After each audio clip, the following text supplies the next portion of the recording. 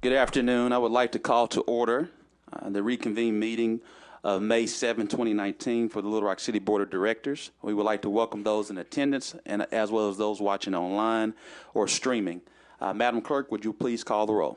Director Hendricks, Director Richardson, Director Webb, Director Peck, Director Hines, Director Wright, Director Campuris, Director Fortson, Director Adcock, Vice Mayor Wyrick, Mayor Scott. Present. Madam Clerk, would you please read item 1 for the first time?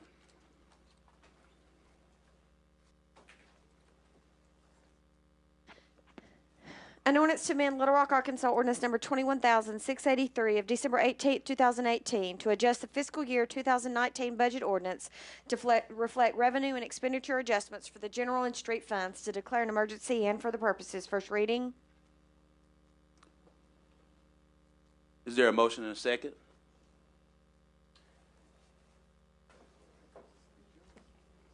Jones, no. There's a motion and a second to add suspend the rules for item number 1 for second reading. Second. I've got a motion, but I don't have a second. Yeah, you do. Oh, did you? Okay, I'm sorry. There's a motion and a second to suspend the rules and move the ordinance to second reading. All those in favor indicate by saying aye. All those opposed, please say nay. Motion passes. Madam Clerk, second reading. An ordinance to amend Little Rock, Arkansas ordinance number 21,683 to adjust the fiscal year 2019 budget ordinance to reflect revenue and expenditure adjustments for the general and street funds, to declare an emergency. Second reading. Is there a motion? There's a motion and a second. All those in favor, please. Who was the second? Is there a second?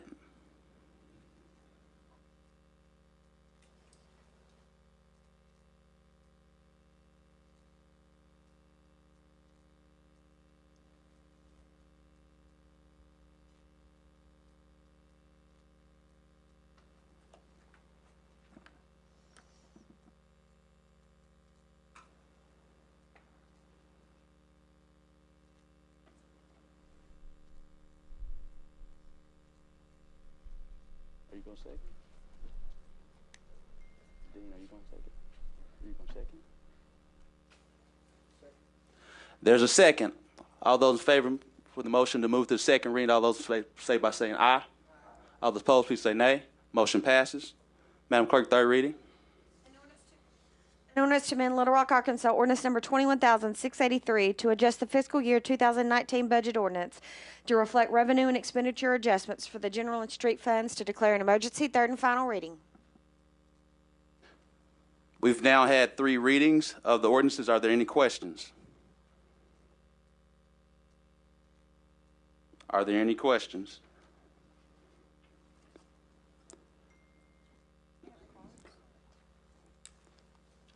Director Hines?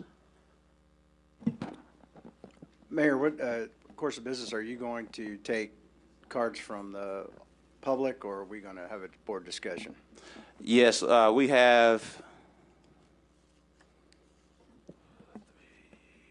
5 cards for discussion. I move that we listen to the public discussion before we have our questions. Well, there's a motion. There's a motion second to move to agenda items to move forth. All those in favor, please say aye. Motion passes. Luke Kramer. One question. Sorry, Mr. Kramer, 1 second. Director Richardson. Sorry, Mr. Kramer. Mayor, I noticed you said we only had 5 cards. I think at some point in time the cards were pulled, so I'm not sure if they were certain that we were going to take comments tonight. So I don't know, from a process standpoint, parliamentarian, how do we address that issue? Because I think there are going to be more than 5 people who want to speak on this matter, and I think at some point in time the cards were pulled. Director Richardson, Mayor Scott has made it clear, and the documents have said that the time to fill out a card has to be before the beginning of the meeting. If they're not filled out, then the person's not allowed to speak. You may remember the last meeting that an individual did not fill out the cards in time and was not allowed to speak, and essentially was escorted out of the room when he was upset about that. Well, not that I want to spend a long period of time here. I do believe at some point in time the cards were pulled, Mayor, so I'm not sure that everyone had opportunity to fill out a card before the meeting start.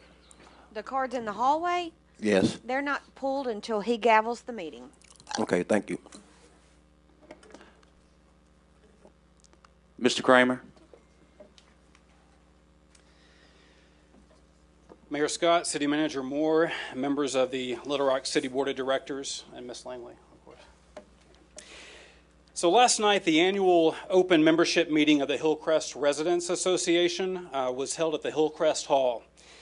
This meeting is once a year opportunity for the entire membership of the organization to come together and discuss on and vote on important issues that are facing our community. It was very well attended. The Hillcrest Residents Association boasts a membership of over 200 residents of Little Rock. And one topic of discussion before our membership last night was the proposed fiscal year 2020 budget for the city of Little Rock. In particular, the impact on the Parks and Recreation Department staffing. As you know, Hillcrest is a historic district in the heart of our city, and within its borders lie two of the city's most cherished parks. Alsop Park and Knott Park have many amenities, including sporting venues, hiking and biking trails, wonderful vistas, and cherished green space. Photos taken of and from within these parks are used in nearly all of Little Rock's advertising and marketing materials. They are heavily used by both residents and visitors of Little Rock. In every survey of livability and quality of life, of which Little Rock is repeatedly ranked very high, our fine parks are mentioned as, quote, the jewels of the city. Therefore, it is with grave concern that our residents come before you in unison and asking you to rethink the budget proposal. We are especially alarmed at the proposed number of positions that will be cut from the Parks and Recreation Department.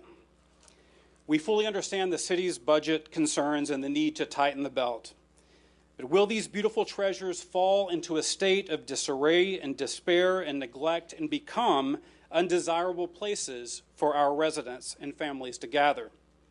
Will the grass be mowed, the trash collected, the trails cleared, the sporting and complex pavilions maintained?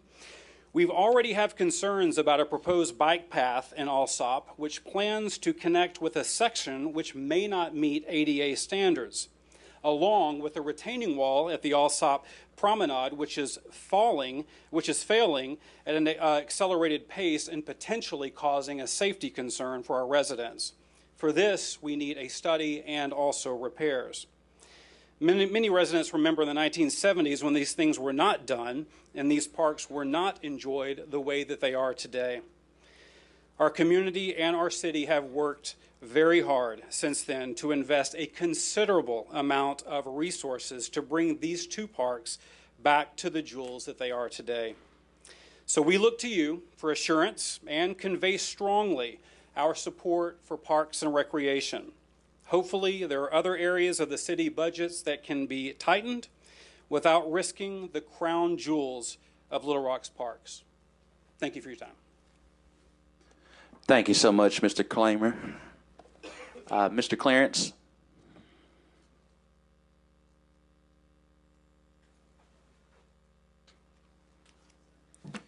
Good evening, Mayor, board members. I speak on behalf of the Little Rock Union. For the city of Little Rock, we too are concerned about the layoffs, the 48 people that we have going out. You know, I was at the meeting, the last board meeting, they were talking about the different departments that were going there, and we highlighted some things that this new place coming in, CZUS, main thing that brought them in was the fact of the landscape of the parks and all, but we're yet laying off members of the crew over there that keeps it up. And you know, our concern is, you know, the crew is getting laid off, but the management still, who they manage, who the manager manage if the crew is gone. You know, and we also seeing, we know that different department wasn't hit, but the ones that were hit, we feel that there's got to be something different. You know, we looked at the Plan A that you had and the Plan B. We're not really satisfied with either Plan B, actually. I'm like, I think it was John Hancock said, we need Plan C. And, you know, the Plan C would be, you know, we're all for the budget. We know that the budget is a budget, you know, but at the same time with this budget, we're concerned about the layoffs of the lower class. So. Thank you so much, Mrs. Clarence. Really do appreciate you. Mr. Clarence, is Mr. John going to be here today? They didn't let him off in time. Okay. Mr. J. Cheshire? Thank you, Mayor. With your permission, can I approach and hand out some information that was requested? Yes. Well, if you could just give it to Mr. Manager, he'll pass Okay. them out.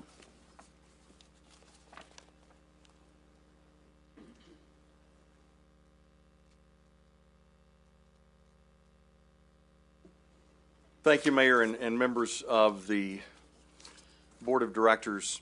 We understand that the 2019 budget modifications proposed by the Mayor this evening include a reduction in the contracted amount for economic development services, which was approved by this board last December. While we appreciate that tough choices will need to be made to bring the city budget into balance, we are concerned that at a time when other communities are doubling down on economic growth, Little Rock is proposing a move backward. The Chamber believes that a thriving economy is the only true long-term solution to balance city budgets. Investments in Little Rock that create new taxes and taxpayers, like the major one announced just last week by CZUSA, require intentional efforts. Reducing the community's investment in economic development at this point is tantamount to a company cutting its sales staff to reduce costs. For over a decade, the Chamber has been delivering returns on the city's investment in economic development, leveraging each public dollar with two from the private sector and providing annual audits and accountability to ensure taxpayer return on investment. But when that public sector investment was paused just a few years ago, our community and indeed our region suffered. We're just now beginning to build back what that 3-year hiatus cost us in terms of national branding, marketing, prospect development, and potential job creation. We will continue to work with the mayor and the city board and sincerely hope that budgetary solutions can be found to achieve short-term balance without sacrificing long-term stability and growth. And Mayor, what I have provided to the city board members is information requested, first of all, on comparative cities data in terms of public investment and private investment in different communities across the region, especially those that we compete with, number one, so that you can see the public investment and private investment in those communities to create successful economic development. And the second handout was actually what you saw, those of you that were members of this board in December, and I know the mayor saw this in an earlier meeting with me, the budget that was actually presented to you for this year, so that as we begin to talk about budget reductions, you would see actually the revenue sources as well as the expense items in that document. So with that, I'll be happy to answer any questions. I will state that with the existing 2019 economic development budget, you're looking at a private contribution to that over $1.1 million budget of about 69% in terms of all private dollars. And then on the public side, which includes obviously the City of Little Rock, the Port Authority of Little Rock, and others, that number would equate to 31%. So it typically runs 70% private to 30% public on an annual basis. And I know we talked about this last December, but I just wanted to bring that information back forth tonight simply because I'd had a number of questions about that so that everyone could see it. And Mayor, if there are any questions, I'll be happy to answer. If not, I'll be happy to return to my seat. Thank you so much.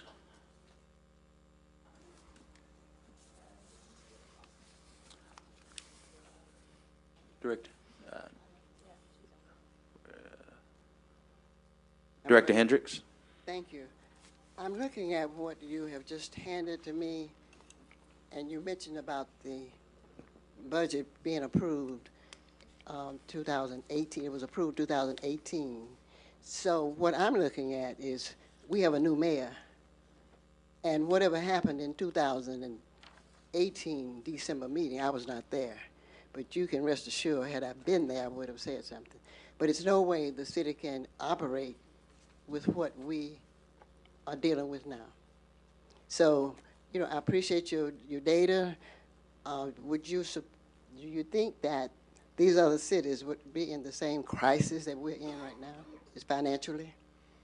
Director Hendricks, I can't answer that question, unfortunately, because I'm obviously not familiar with their budgetary situations, but I just wanted to provide information that was asked for to show you and the remainder of the board what our competitive communities are doing to compete with us for those jobs like we announced last week with CZUSA coming to Little Rock. So this is just a comparative data analysis of what we're dealing with on a weekly basis in trying to attract new companies, new jobs, and then hopefully new taxpayers to Little Rock.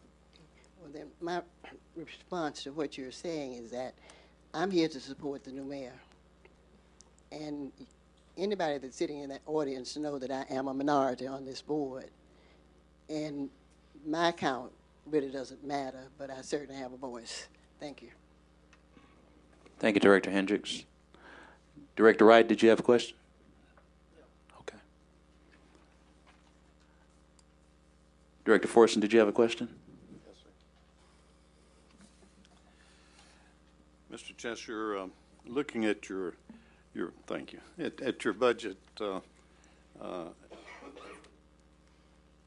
your entire operation in economic development is what I would call a coordinated sales effort. If you remove part of your funding, where would you make changes? As you can tell from that budget, Director Fortson, we really have three places. The first place would be people.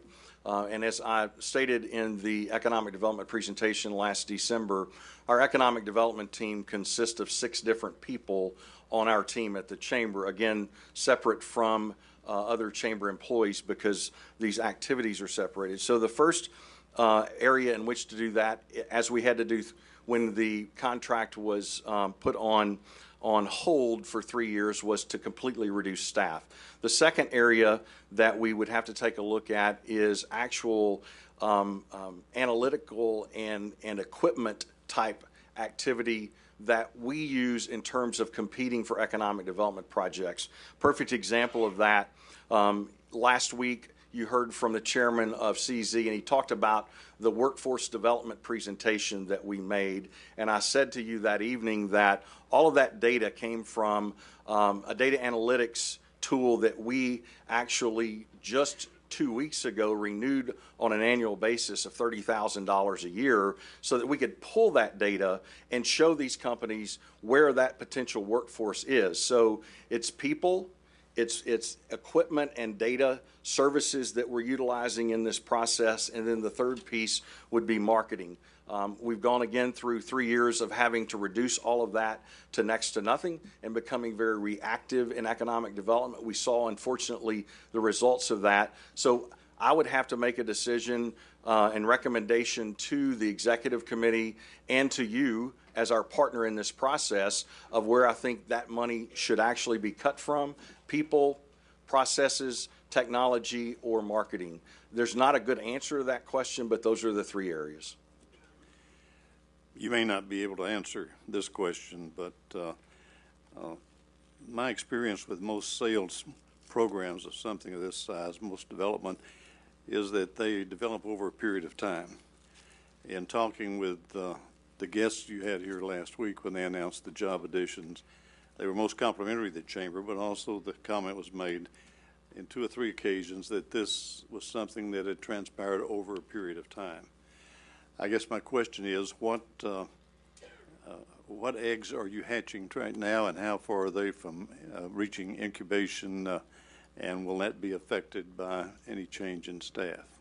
So the answer obviously is yes, and the reality of that is, as you saw from the CZ project, whenever you're trying to locate a brand new project of that size, it's typically a year or so from start to finish. There are a number of projects that never get to finish. that we have started, and there are projects that are actually in the decision-making process now. And so while the decision-making process of those companies that are looking at us just this moment may not necessarily be impacted, it's how do you fill that pipeline? As you know, from a business perspective, if you're not constantly bringing in new potential clients, then sooner or later you're going to run out of folks, and your job creation actually comes to an end. And I'll give you a quick example of what that looks like. Between 2005 and 2019, for just the city of Little Rock, the Chamber worked with hundreds of companies who have combined to create 8,443 new jobs, 347 plus new million in payroll, and $1.6 billion in capital investment.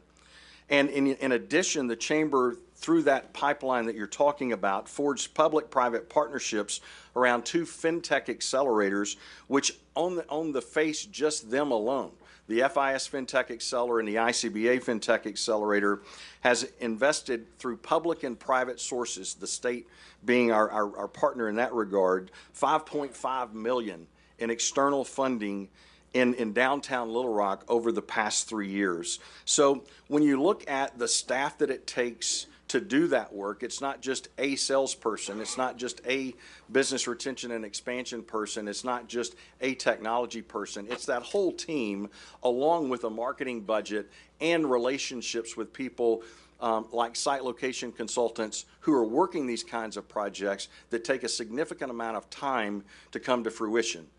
In a nutshell, you can't turn the light switch on and turn it off and then expect when you turn it back on that you completely fill that pipeline again. So it's a dilemma.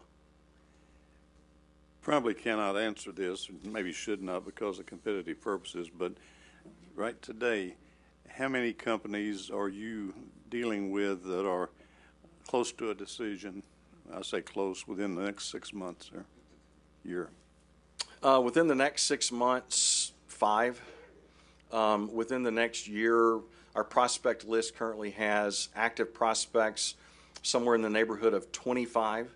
And again, that's information that we provide to you on a quarterly basis with that quarterly report, so you can actually follow those as we go through that pipeline process. Thank you.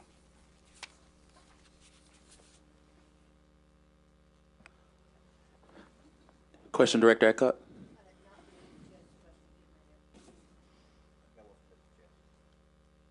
All right, Director Richardson. Thank you, Mayor. Jay, thank you for your presentation. And I asked this question last week, and I don't think you're going to be able to answer it this week, but of those new jobs that we were talking about during our announcement, is there this kind of way we can guesstimate or estimate how many of those jobs will be filled by City of Little Rock residents? Because to me, it's a wonderful opportunity for the city, but it seems like it's a big opportunity for Central Little Rock, and especially especially because we have some city employees, particularly some of our public safety employees, who don't want to live in Little Rock. So to me, it seems like it's more of a regional kind of opportunity for us to celebrate those new jobs and those 8,400 jobs you just mentioned. Do we not have any idea how many of those jobs are filled by City of Little Rock residents? You know, and I've actually thought about your question last week because we talked about that in 2 different questions, actually. And we do not have the answer in terms of zip code data from private companies as to where their employees live. We do know that when we've had significant issues where companies were either deciding to go somewhere else, and I talked last week about Axiom leaving Little Rock and about Verizon and Alltel because of business cycles leaving Little Rock, and we're talking thousands of jobs that basically left this city over that 7-8 year time frame that we were talking about last week. What we do in that instance is we work with other existing companies who have a need for that type of talent and try to keep those people here, number one, and number two, in specific positions that they're interested in. I would also say, Director Richardson, this and the gentleman who spoke before me and your discussion last week goes to I think the heart of your question, and that is, what are we doing to give people a reason to want to live here? It's not just about creating new jobs, but what are we doing so that when that individual and that family is making that decision, to give them a reason to want to live in Little Rock as opposed to all the other wonderful places within our region, nothing against them, but this becomes almost a debate around how do we make Little Rock more attractive as a place to live and work as opposed to, as you mentioned a few minutes ago, just a place to work. And I think that from this discussion is something that we ought to talk more about. That's a great point, and I understand you don't have the capacity to track it or map it by zip code, but apparently we use some kind of data, some kind of information to help utilize the recruitment of the folks we celebrated last week. So is there any kind of information we can have with respect to our work capacity of City of Little Rock residents to utilize to get them to want to come here and locate here? Yes, in fact, I mentioned this, that we looked at census tract data from the perspective of, and obviously that doesn't fall necessarily completely within or without a city boundary, depending upon where the census tract is. But it gives us the ability to drive deeper into what's out there. And a great example of this is if you go to Indeed today, you'll have over 1,000 nursing positions available today in Central Arkansas. That's not just Little Rock, but the lion's share of them are in Little Rock. And so let's take that for just 1 second and peel it back a little bit. So if today there are 1,000 available nursing positions in the Little Rock metro area, what are we doing to attract nurses to move here? Or what are we doing to educate nurses within our education systems to be able to deliver what that need is? And so it's almost the old adage of, is it the chicken or the egg? And the reality is it's both, because those are positions available today in Little Rock, Arkansas, that we'd love to be if we were standing here talking about a 1,000 new employee operation coming to Little Rock, we would all be celebrating and high-fiving and talking about what a wonderful job. We have those 1,000 positions available today. Thank you, Jay.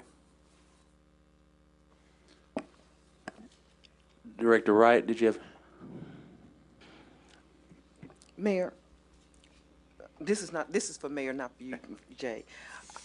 I am very concerned, of course, about these cuts that we're having to make. And I've heard from many of the public, and I've gotten the emails, I'm sure you all have too, where people are just very, very upset about our parks and what we're doing to our maintenance staff and so forth. So I'm concerned that we're not looking at it in a manner that I think we could look at this. For instance, have we considered the fact that we could possibly reduce the allocation from the general fund that we provide for Rock Region Metro and let that come from our street fund, which is an eligible expense that would allow us more revenue toward some of our other opportunities that we have? And I'm concerned that with our reduction in force policy, that the last hired is the first fired, and a lot of these people, for instance, my neighborhood resource specialist, the best I've ever had in all the time that we've had a neighborhood resource center, and I'm losing her under this because she was one of the last ones hired. But she's dealing with a large area, and she does an outstanding job. And my neighborhood resource center is not close by any other. So she's basically out there on an island. There's no plan that I have been presented to take up that slack. And the people rely on these neighborhood resource centers. They rely on them. And it's a source of comfort to people to be able to go in somewhere in their neighborhood without having to come downtown to City Hall, which is very intimidating, okay? And my next concern is that, you know, we want a beautiful city. We have our horticultural department within parks, and we're just basically eliminating a lot of those positions. And I'm not.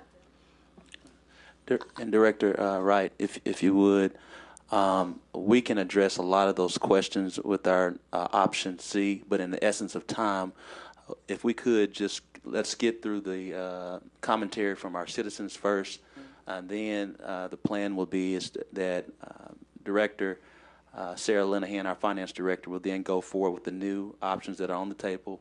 And as well, we have our parks director that will kind of walk through the plan of action if the proposed amendment is passed as how we will maintain our parks, because it is a top priority for this entire city. So if we would, just so we can maintain just the essence of time to make certain that the citizens get a chance to make their commentary, and then we'll allow our finance director to go forth with the new plan, and then we'll also have our parks director John Eckert, who can also answer any question and share the parks impact and how they plan to react moving forward. So I think we can answer a lot of those questions once we allow that. Okay. Thank you so much. Director Webb, did you have a question for Mr. J. Cheshire, or is it? I'll wait till. You'll wait? I'll take it. All right. We will now. Director Adcock. Yes. Mayor, the other evening, John was here. He's a union representative with ASME. And as he was leaving and we asked that he not speak, he was told that his supervisor would be notified that he'd get off early enough tonight to come to this meeting. And we was just told that he was not, number one, left off early enough tonight to come to this meeting. And I would like to suggest that if he does come late, that he be allowed to speak and not the 6 o'clock rule. Yes, ma'am. And actually, Director Adcock, before you came here, Mr. Clarence, who's also a member of that same union, I asked if Mr. John was coming. He said Mr. John was getting off a little late. Mr. John has already walked in and already indicated that Mr. John could come speak, and he's actually the next person I was going to allow to come speak. So the 6 o'clock rule will not be held with Mr. John. No, because we already stated that Mr. Clarence and Mr. John, since they waived their time to speak during the 4 o'clock rule, so we still have the same rules in place. We just said that Mr. John and Mr. Clarence, since they were here last week, that they can now speak. So Mr. John, if you would, please come.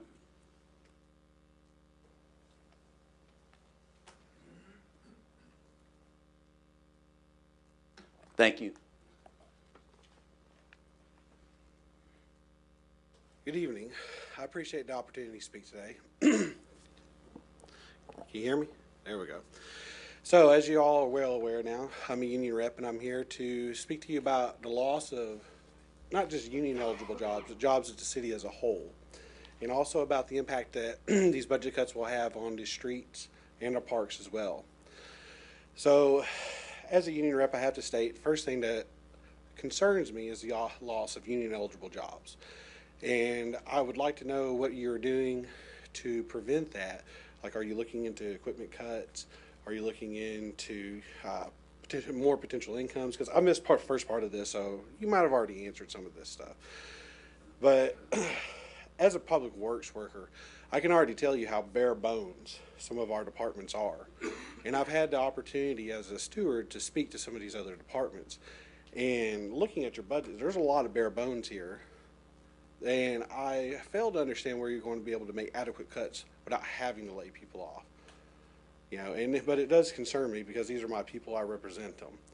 You know, and so I'm here today to ask you to do everything in your power to not lay off any of the city employees wherever possible. And then on the impact to the city, I can tell you as a public works worker, all you need to do is drive down the streets and you can see lack of funding to some of our departments. And then same thing with some of the parks. You can go in and you can see how long does it take for some of the parks to be cleaned up and maintained whenever they should become overgrown or dirty. Because at Public Works, one of the things we have to do over there is we also have to go and help maintain parks, which comes out of our budget. So it doesn't just cutting the Parks and Rec doesn't just impact them, it impacts the other departments as well, because somewhere the slack is going to have to be picked up. And with them running such a low staff as it is, it's already being picked up by us. So how's that going to impact our streets, which is part of what we maintain over at J.E. Davis Drive? I mean, you can look, every time you see a pothole, that's understaffing. Every time you see a poorly maintained bridge or any of that, it's understaffing. Same thing with the parks, understaffing. So, like I said, I'm here tonight to insist that you do everything in your power to not cut these staffs or to cut staff members, because we're already just woefully understaffed. I mean, how many people here, if I may ask, in their districts where they live can tell me that the roads are perfect and that everything is beautiful and well maintained on a consistent basis like we would like? Not a single person here. And yet tonight we're coming in here to discuss laying people off whenever we already cannot maintain the facilities and the streets to the quality of life that we would like to see in the city. If you guys have any questions for me, I don't really have 3 minutes worth of stuff, so that's about it. Well, I appreciate your time for letting me speak. Thank you very much. Mr. John, thank you again. We really do appreciate you. I believe Mr. Carl Heiner, I believe. Carl Hines, sorry, couldn't read. Sorry, Mr. Hines. Good afternoon, Mayor, Board of Directors. My name is Carl Hines, and I'll be 90 years old this year. But I'd like to bide my time for my daughter, Carla Coleman Hines. I was only speaking about Parks and Recreation. I was here at the back, but there's so much traffic and she was late getting here and parking. And I would like to provide my time to her. She has worked with some of your board members, and she has more on the budget. I was only to back her only on Parks and Recreation, if you don't mind. Yes, sir. Do Cool. you, That's a tag team effort. thank you. Good evening, Mayor, Good evening. Board, and the established protocol. I come to you as a layman. I am not a public speaker, but I come in behalf of War Memorial Golf Course. And as a historian, there's a lot of history at our golf courses, but War Memorial is one of our oldest. It's a inner city park right in the mid-city, midtown, in between two hospitals. And I talk to a lot of people. My husband is a golfer. My grandson is a golfer. My sister is a golfer. My dad, as he aged, became an avid golfer. So I come in behalf of the golf courses and mainly War Memorial. And like I said, as a historian, it has a lot of history. It is the oldest golf course. And where else can people go when they have 6 people, in the hospital or shopping or whatever? My dad says that sometimes, a lot of times, people bring their children over, just drop them off because they're safe. Then, it's just a good place for seniors.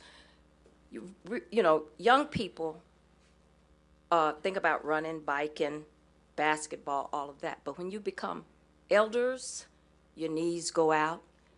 You have to find a new sport, and I think that would be golf, as my dad did. He just picked it up, and he loves it.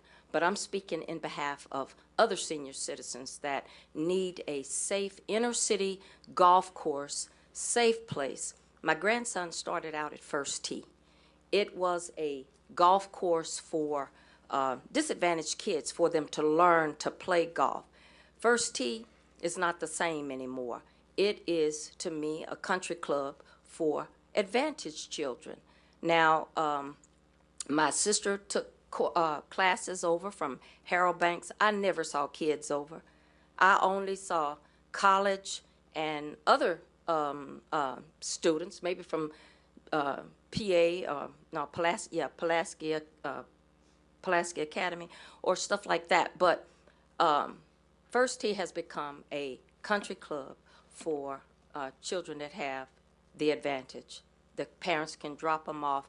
But I don't think that we're really considering the effects of our history in Little Rock. And when people come from out of state, they like historic stuff. I travel for history.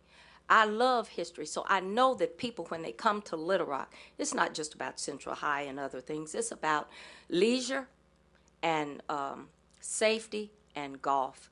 We might think, Top Golf, I've heard that, it's for young people, but I, as a senior now, I can't deal with young people that well. Because first of all, they don't have that much for respect for, for older people. But like I said, I come in behalf of, for you to reevaluate, look at it, see what brings in revenue. War Memorial Golf Course has been putting on the 4th of July golf tournament for lots of years now. And I just can't believe that War Memorial is not bringing in revenue to the city, and people not wanting War Memorial to stay.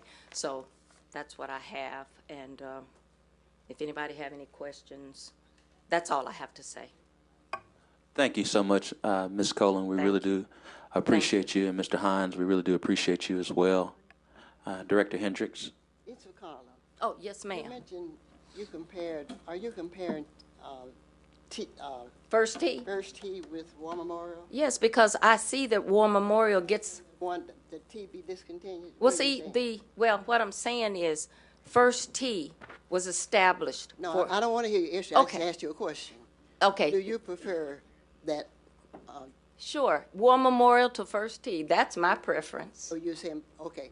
Yeah, that's my preference. That's all Simple I need to know. answer. Thank you. Darling. Thank you, Ms. Coleman. Thank you, Director Hendricks. Director Hines. I'm sorry, I'm going to hold my question. Just put me in the back. Mr. Gordon Brown.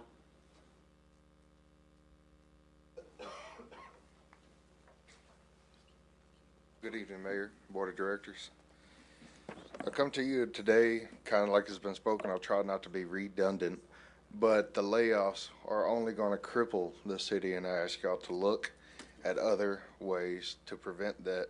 My main question is, who are the managers and supervisors going to manage? After the layoffs in Parks and Recreation, Horticulture will not lose some of their staff, but all of their staff, and remain with 2 part-timers, remaining with 2 supervisors. Urban Forestry will have 4 or 5 guys with 1 supervisor, 1 superintendent. The mow crew will be down to 4 people to take care of all these parks, and these aren't backyard parks such as Butler off of Rodney Parham. These are parks the size of Murray, MacArthur, and East Side. North Maintenance will have 2 people. The supervisor has just resigned, and construction will be down to 6, and that is to take care of things in the parks. My question is, you have John Eckert, which is the director, John Light, manager of operations, Mark Webb, manager of planning, Leland Couch, manager of design, and Rich Lean, deputy director. Who are they going to manage? That is really all I have to say. Thank you so much, Mr. Brown. Mr. John McCarty. Mr. Mayor, Board of Directors, and City Manager, Carl and his daughter, I think, have spoke to the issue of War Memorial Golf Course. And essentially what I wanted to do is just bring to your attention a couple of things that I've emailed the board last week, and I have copies if y'all like to see them.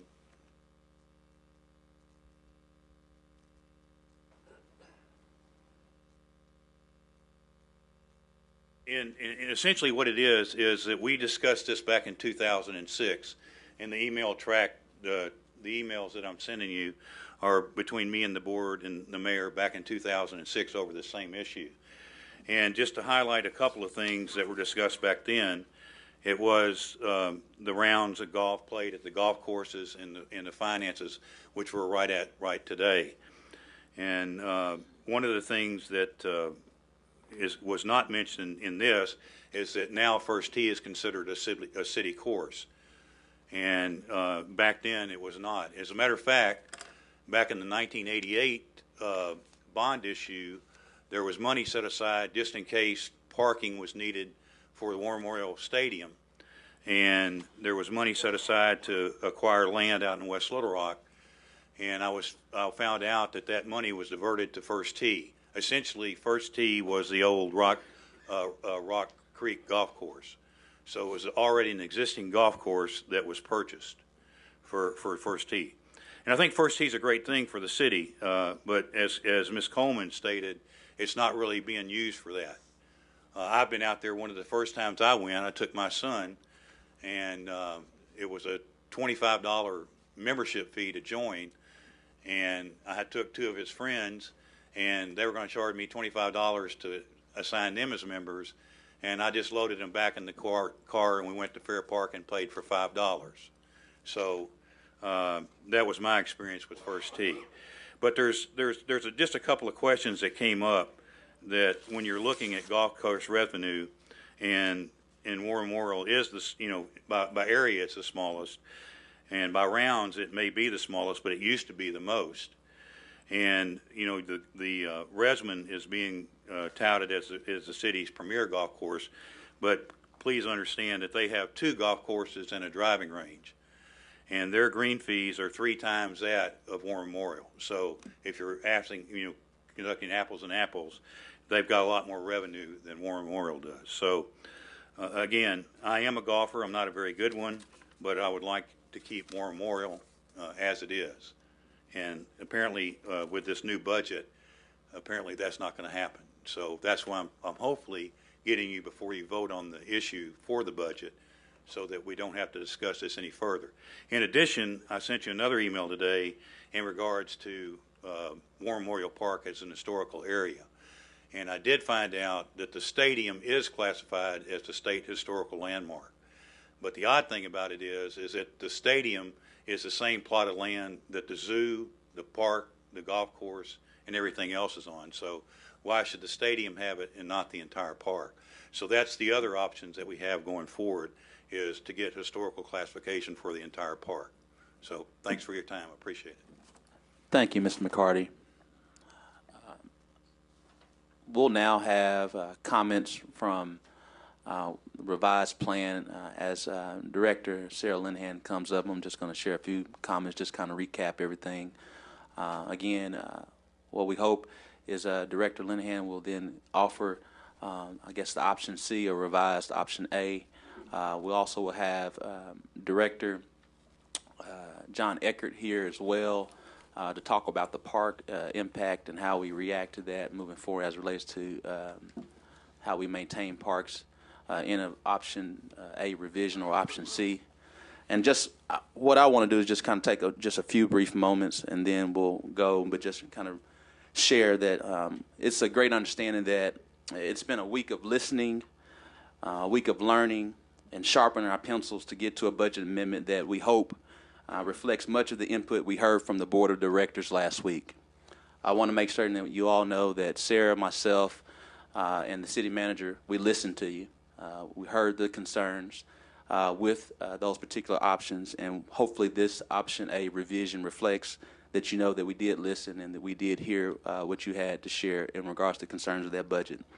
The goal has been to position the city for future growth, ensuring that our fiscal house is in order. That is paramount. As each of us has undoubtedly said more than once this week, these types of cuts are hard, and definitely is not something that we take lightly. Every program that the city has is designed to be responsive to someone. Our goal is to deliver services that make the city a better place to live, and that's the reason why each of us ran for political office, to be servant leaders in our city. Hopefully we can find a solution together tonight that improves our bottom line while minimizing, to the greatest extent possible, the impact on constituents, our citizens, city employees, and our community partners. Again, these type of decisions are tough, they are hard, and they're not taken lightly. As I've said all along, I need to thank our Finance Director, Sarah Linehan. She spent a lot of hours working on figuring out the best options possible, along with myself and our City Manager. And these are the options that we're presenting for the board to consider as we move to make certain that we keep our financial house in order. Director Linehan?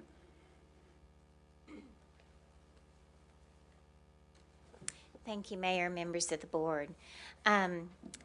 We're calling this version, I guess, or this presentation Revised A because it really built off of what we presented as Option A last week. Our understanding was that of the two presented, that was by far the one that was the most reasonable and targeted in approach, and so we've made adjustments to that. So on the first slide, based on feedback from the board, we've made some revisions. Some of the highlights include the annual reduction to the Museum of Discovery has been decreased to $38,000 from $115,000.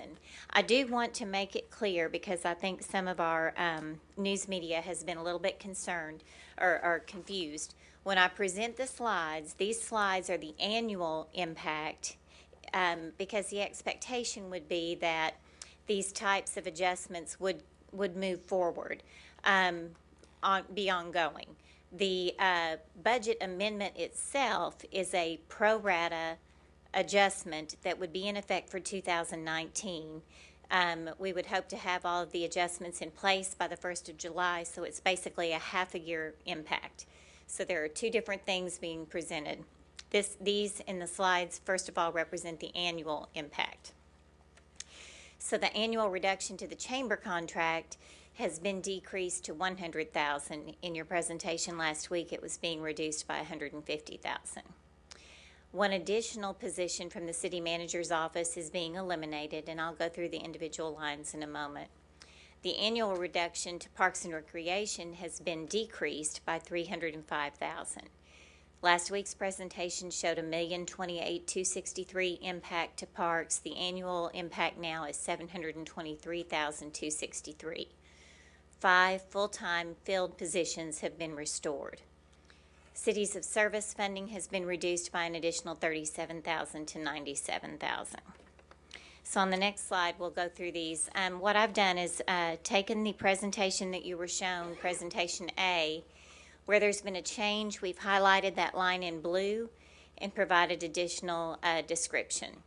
So we've kept in place the same increased sales tax forecast associated with Act 822, which is the internet sales tax. We've seen the increase in Jim Naley revenues that we're recognizing, and there's no change there. The reclassification of the Rock Region Metro, just to make sure everybody understands, that is not a reduction in Rock Region Metro funding. That is a reclassification of the funding from the general fund to the street fund. As Director Wright pointed out, that is an eligible use of street fund revenues. The original adopted budget included $1 million. This brings that number up to $1.5 million that would be funded by the street fund. We have reviewed the street fund balance. The annual street fund balance currently is 110% of annual revenues, and we believe this is a reasonable adjustment. The Museum of Discovery, as I stated, the reduction, the impact has been decreased. Originally, there was a 50% reduction proposed. That's now down to an annual impact of 17%. No change to the downtown partnership. Moving on to general administration, the chamber contract reduction, that was originally a 50% reduction. The annual contract of $300,000 would now be reduced to $200,000, so it's a $100,000 annual reduction. As we discussed last week, the assistant city manager is retiring. That position would be transferred to the mayor's office. We had eliminated a position in adoption of the budget. So the 3 full-time positions currently are the mayor, the senior advisor to the mayor, and the funding for that position was eliminated during adoption of the 2019 budget. So by transferring this position over there, the funding would be restored for that position and or the chief of staff. So the assistant to the city manager position would no longer be required with the retirement of the assistant city manager. That is a filled position, but that position is going to be reassigned to a position in the street or waste disposal fund. On the next slide, We've got no changes to the impact to community programs, the city attorney's office, finance, human resources, or planning and development. All of those are presented with the same reductions that you witnessed last week. On the next slide, housing and neighborhood programs, there were no changes there.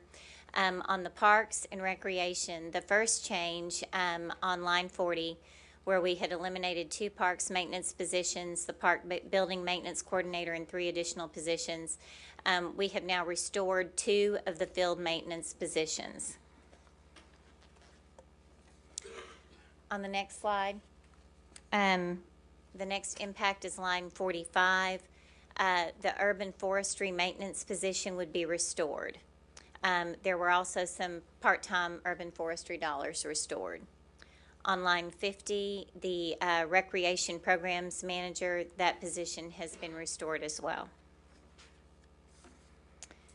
On the next slide, on line 59, there was an adult athletics assistant, and that position has been restored. And then on the next slide, we have a reduction in the part-time expenditures at the tennis center. $10,000 of that funding was restored.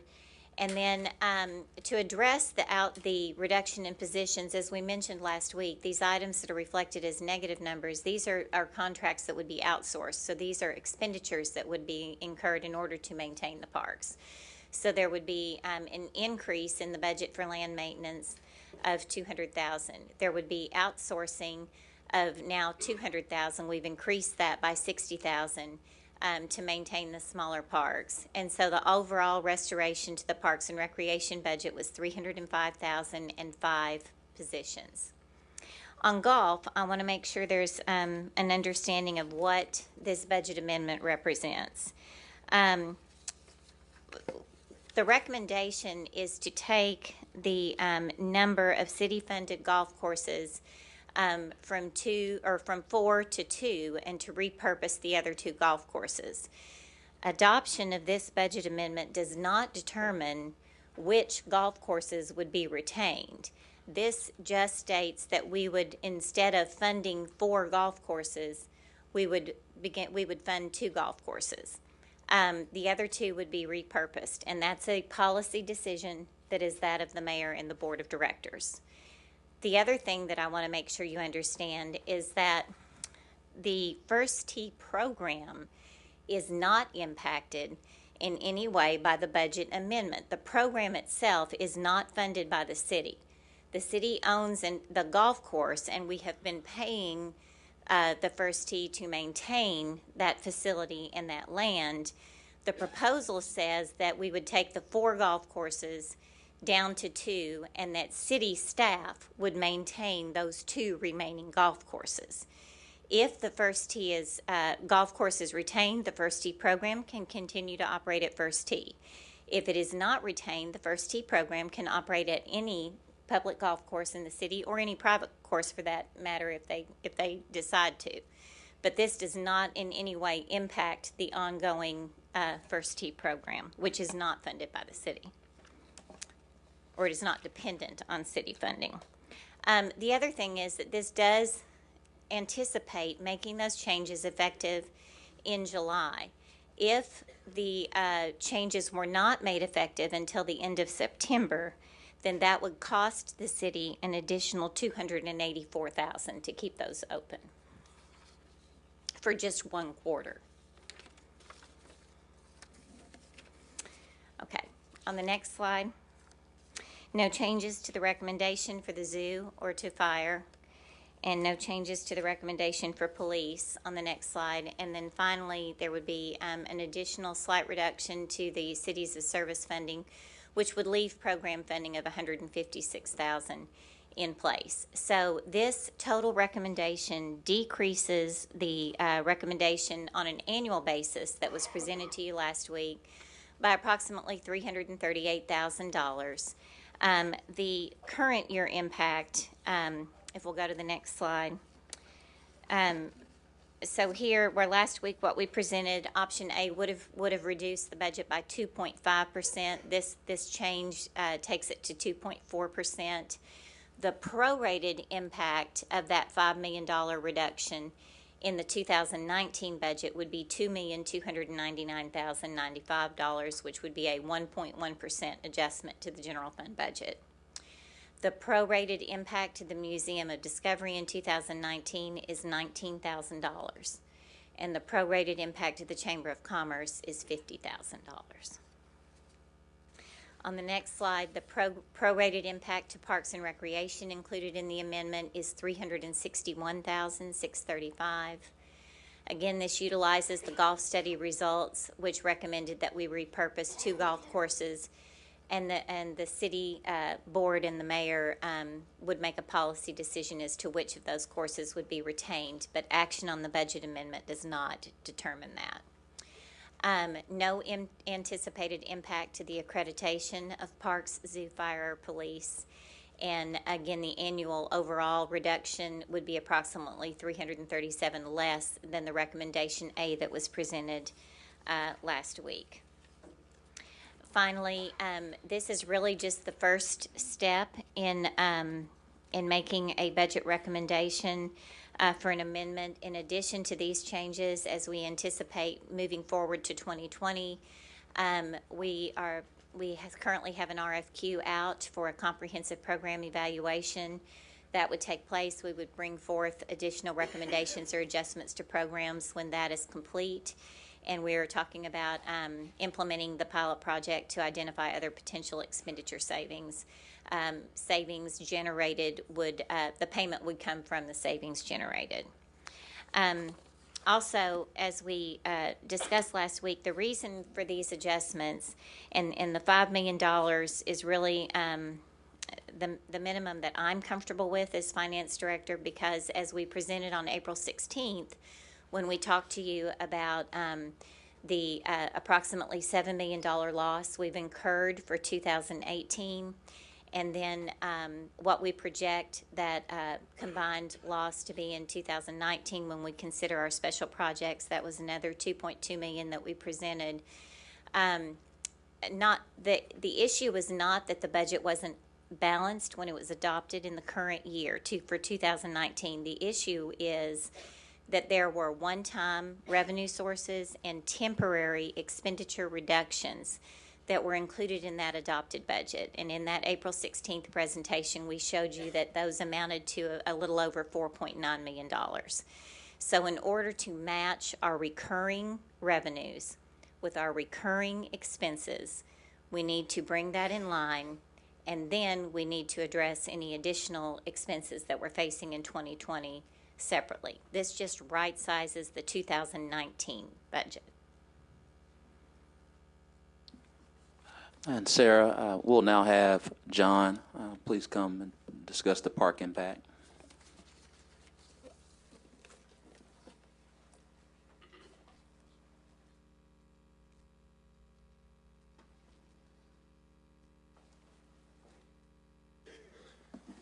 Good afternoon, Mayor, Vice Mayor, members of the board. Throughout this process, we really had to focus on core services.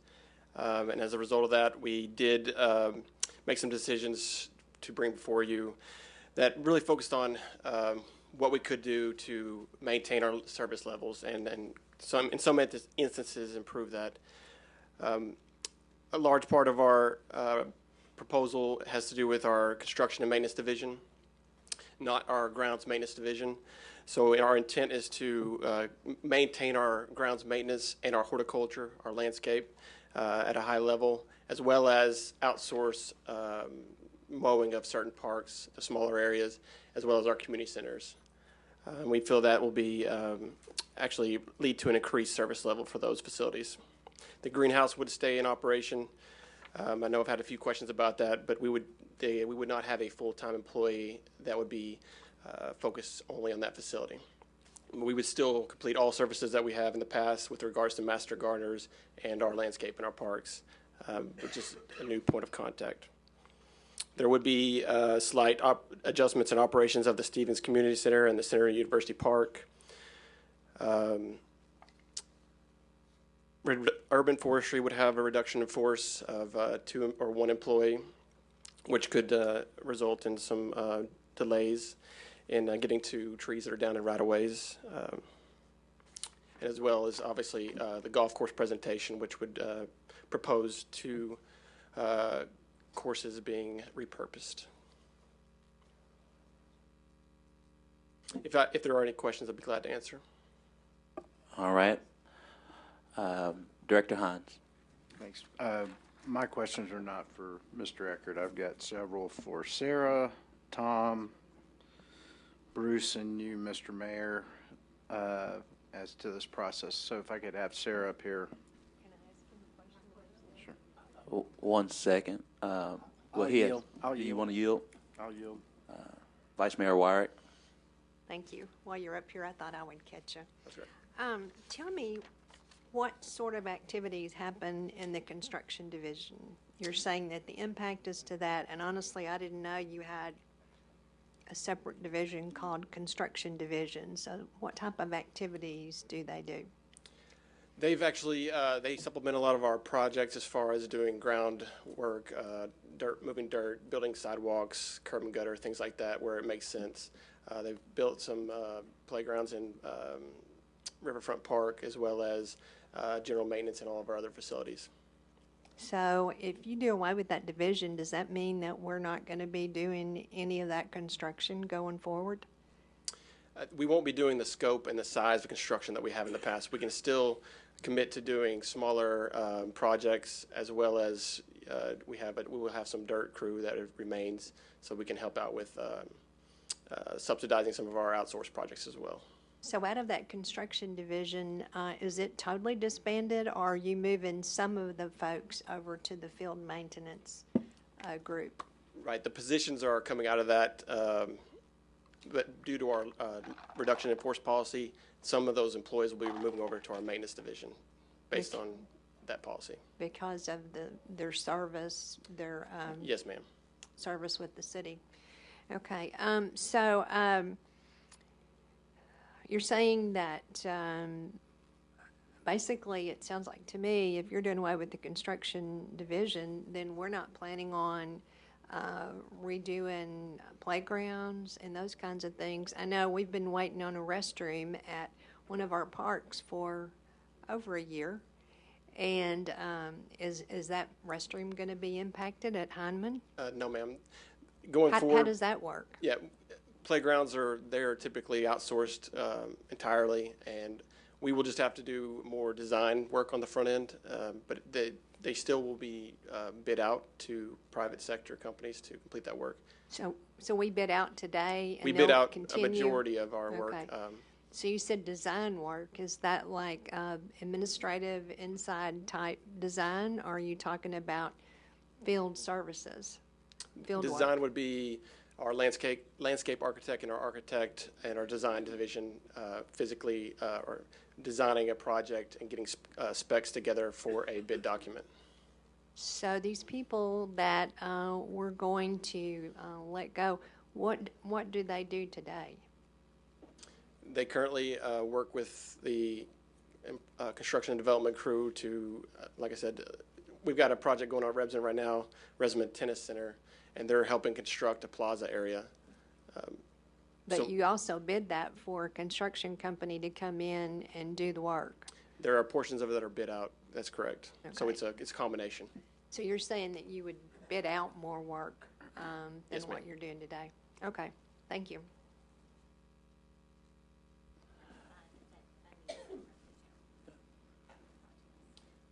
Correct. And Sarah made a good point.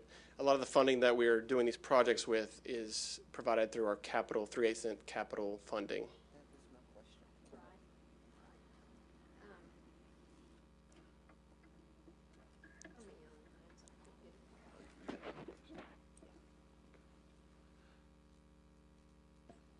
So we still have some capital programs going. I mean, we have a couple of more years of dollars. I know at Western Hills, we still have $800,000, and we have big plans for that park. We've also asked for a grant to possibly double the amount that we could use over there. So what happens in the next, I guess it's it's almost 2 years. We're May, so it's almost 2 years. What happens for those capital projects? I know Sarah prompted you on that, but I'm curious to know what happens with that. That will still proceed as planned. We have our like I said, our design crew, they design these projects, and we work with outside vendors. So the Western Hills project is basically teed up depending on what happens with the grant that we've applied for. So it'll be either an $800,000 project or a $1.6 million project. But you've already bid probably some of these projects, and you bid them with our folks in place versus all being done by contractors. So you'll have to supplement those bids that you have out there? We don't currently have any obligations right now that would require that. Well, I know you have a bathroom at Hyman Park. Yes, ma'am. Yes. I know you've got that, but I'm just not aware of the other locations. So you're saying that you don't have any other projects that have gone to bid where you had these people that were going to do some work? Correct. Yeah. But if you did have one, you'd have to supplement those bids with additional dollars because you're not using parks folks to do that. That's correct. Okay. All right. Thank you. All right, Director Hines. My question is for him. I'll yield. All right. Director Wright. What about the parks that you don't have capital allocations for, like Union? Yes. Been closed. The pavilion's been closed for what, 2 years now? Would not your construction staff be able to do something with that if they were in place? We've actually identified capital dollars to replace that pavilion. So it will be capital money to replace that. Well, you know that's a historic pavilion, so you can't just replace it. You got to do something a little bit more. Okay, well, the capital dollars would be what we would use You for have something like identified that. some. Correct. And that would be bid out. Yes, ma'am. Okay. Now, you say you're going to outsource the maintenance, ground maintenance. How is that going to work? Because sometimes that cost can be quite exorbitant when you're dealing with outside contractors. And you may not be able to get it on a schedule that you need it on. Right. Well, I guess based on some estimates that we have, we feel that it will be cost savings as far as outsourcing versus having staff to do that. Okay. Well, I'm still concerned about the horticulture because there was one that I know it's leaving. It's just such a hard worker, and I just hate to see that happen. I understand. Thank you. Director Hines, would you also yield to Director Adcock? Yes, I will. You're very generous and gracious and patient. Director Adcock. Yes. John, what services are going to be impacted at University Center? Currently, we have some, I guess there are senior programs or adult programs that happen in the morning, some dance classes, something similar to that, and there's some pottery that goes on over there as well. And we'll still keep the kiln over there, so it can still happen. Well, you know, we've just appointed a new committee to do improved senior programs. And so here tonight we're saying you're cutting off all the senior programs at the University Center. So, you know, it looks like the seniors are taking a big hit tonight. Stevens Community Centers, what are we doing there? Again, in the morning it's senior opportunities for classes, and we do have very low usage at both of those facilities with regards to these programs, and we anticipate hopefully they will go to Dunbar and to West Central to participate in their programs over there. Well, I know that University Center, those ladies come from across the University Park subdivision over there and all that surrounding areas around Broadmoor and ULR. On page 6, line 50, you're going to restore a recreation program manager. Where is that going to be restored? That is the recreation program manager for the entire recreation program division. Okay, well, we heard a while ago that we've got all these managers and everything, and who are they going to manage? On page 6 also, there was another restoring another position in one of the community centers or something. Where is that? It was an adult athletics assistant, which helps with our summer playground program and our adult athletic. And where are they housed? Here in City Hall. Okay, I think that's all for you. Thank you. Okay. Thank you, Director Adcock. Director Hines, unless Director Peck, did you have any park questions? Director Hines, would you yield to Director Peck? Please.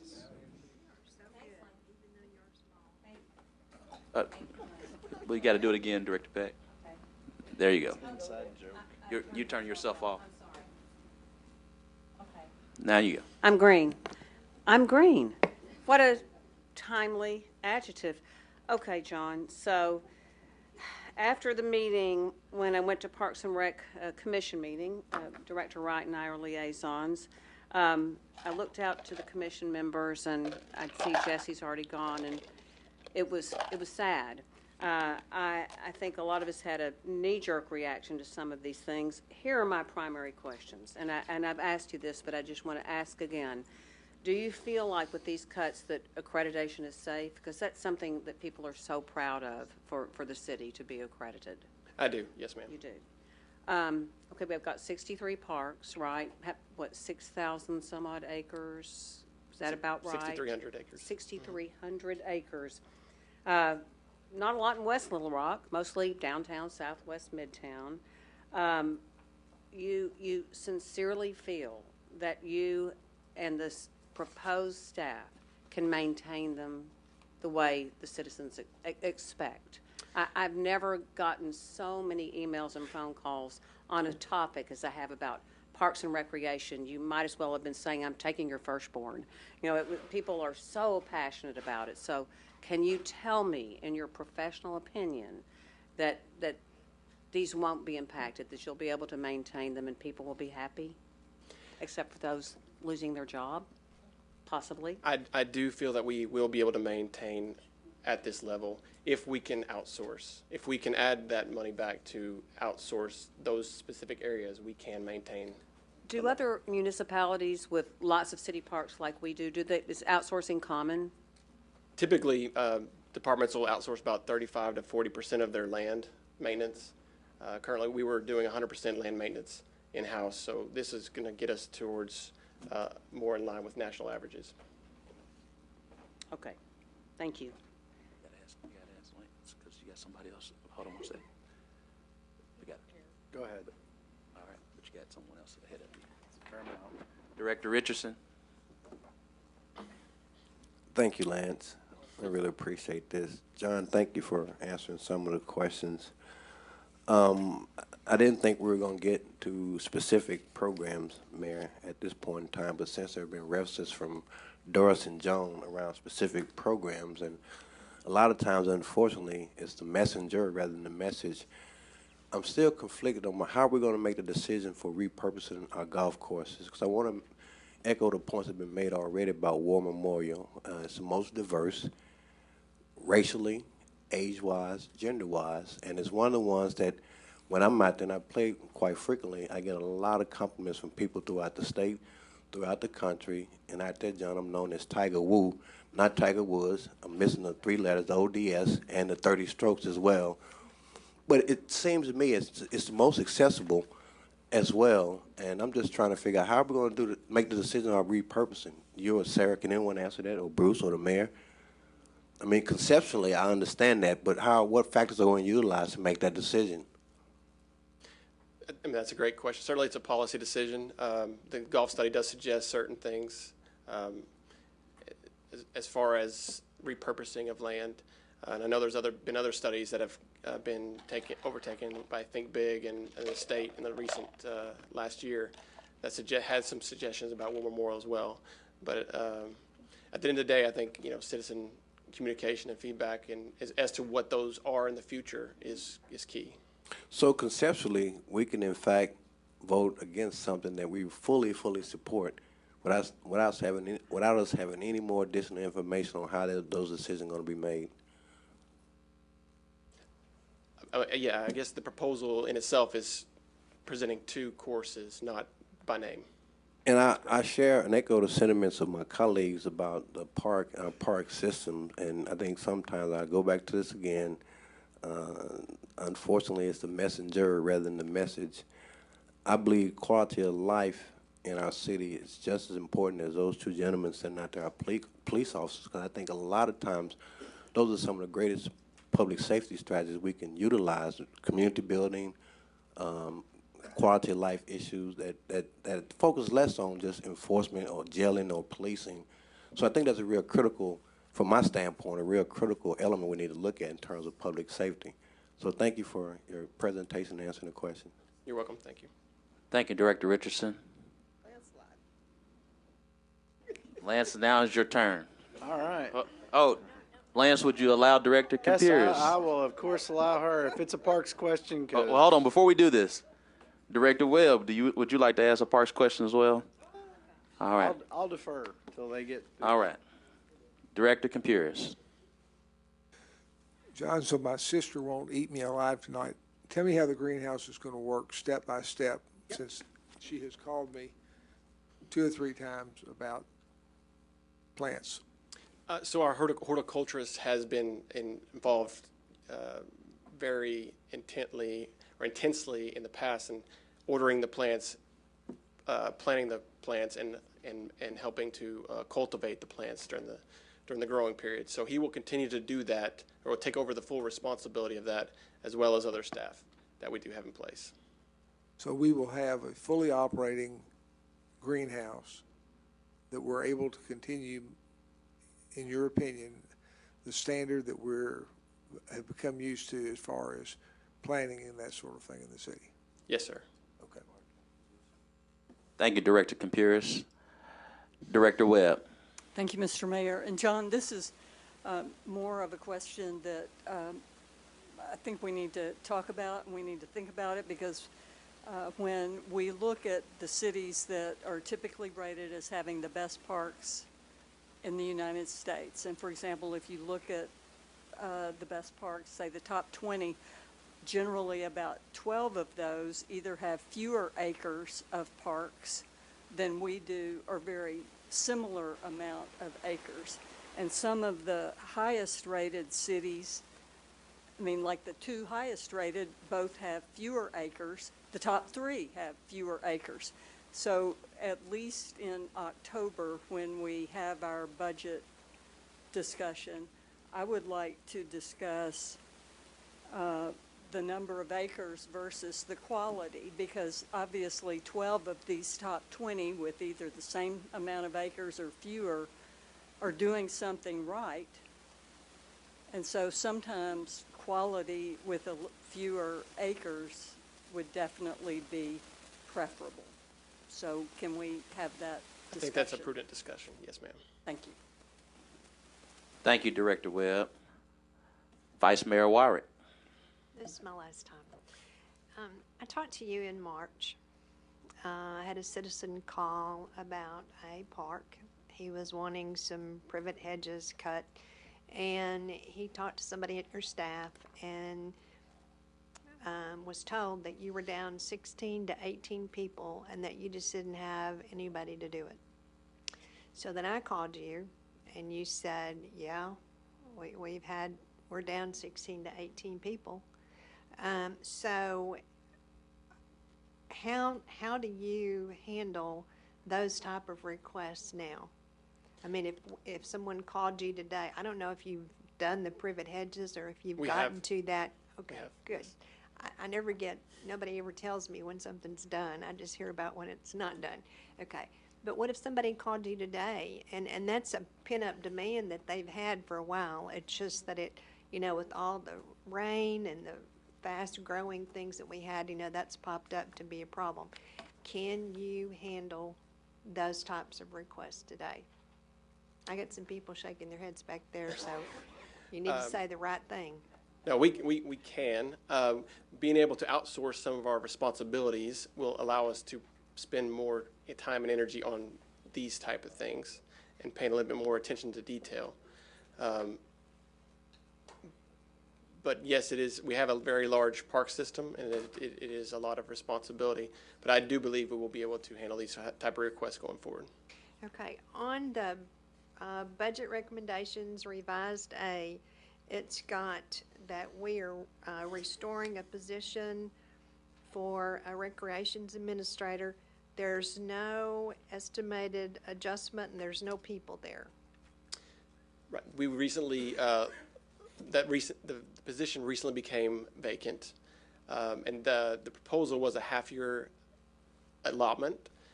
So since we were allocated some funding back, to be a sustainable option, we had to take that off. It's not a full year. We do need that position.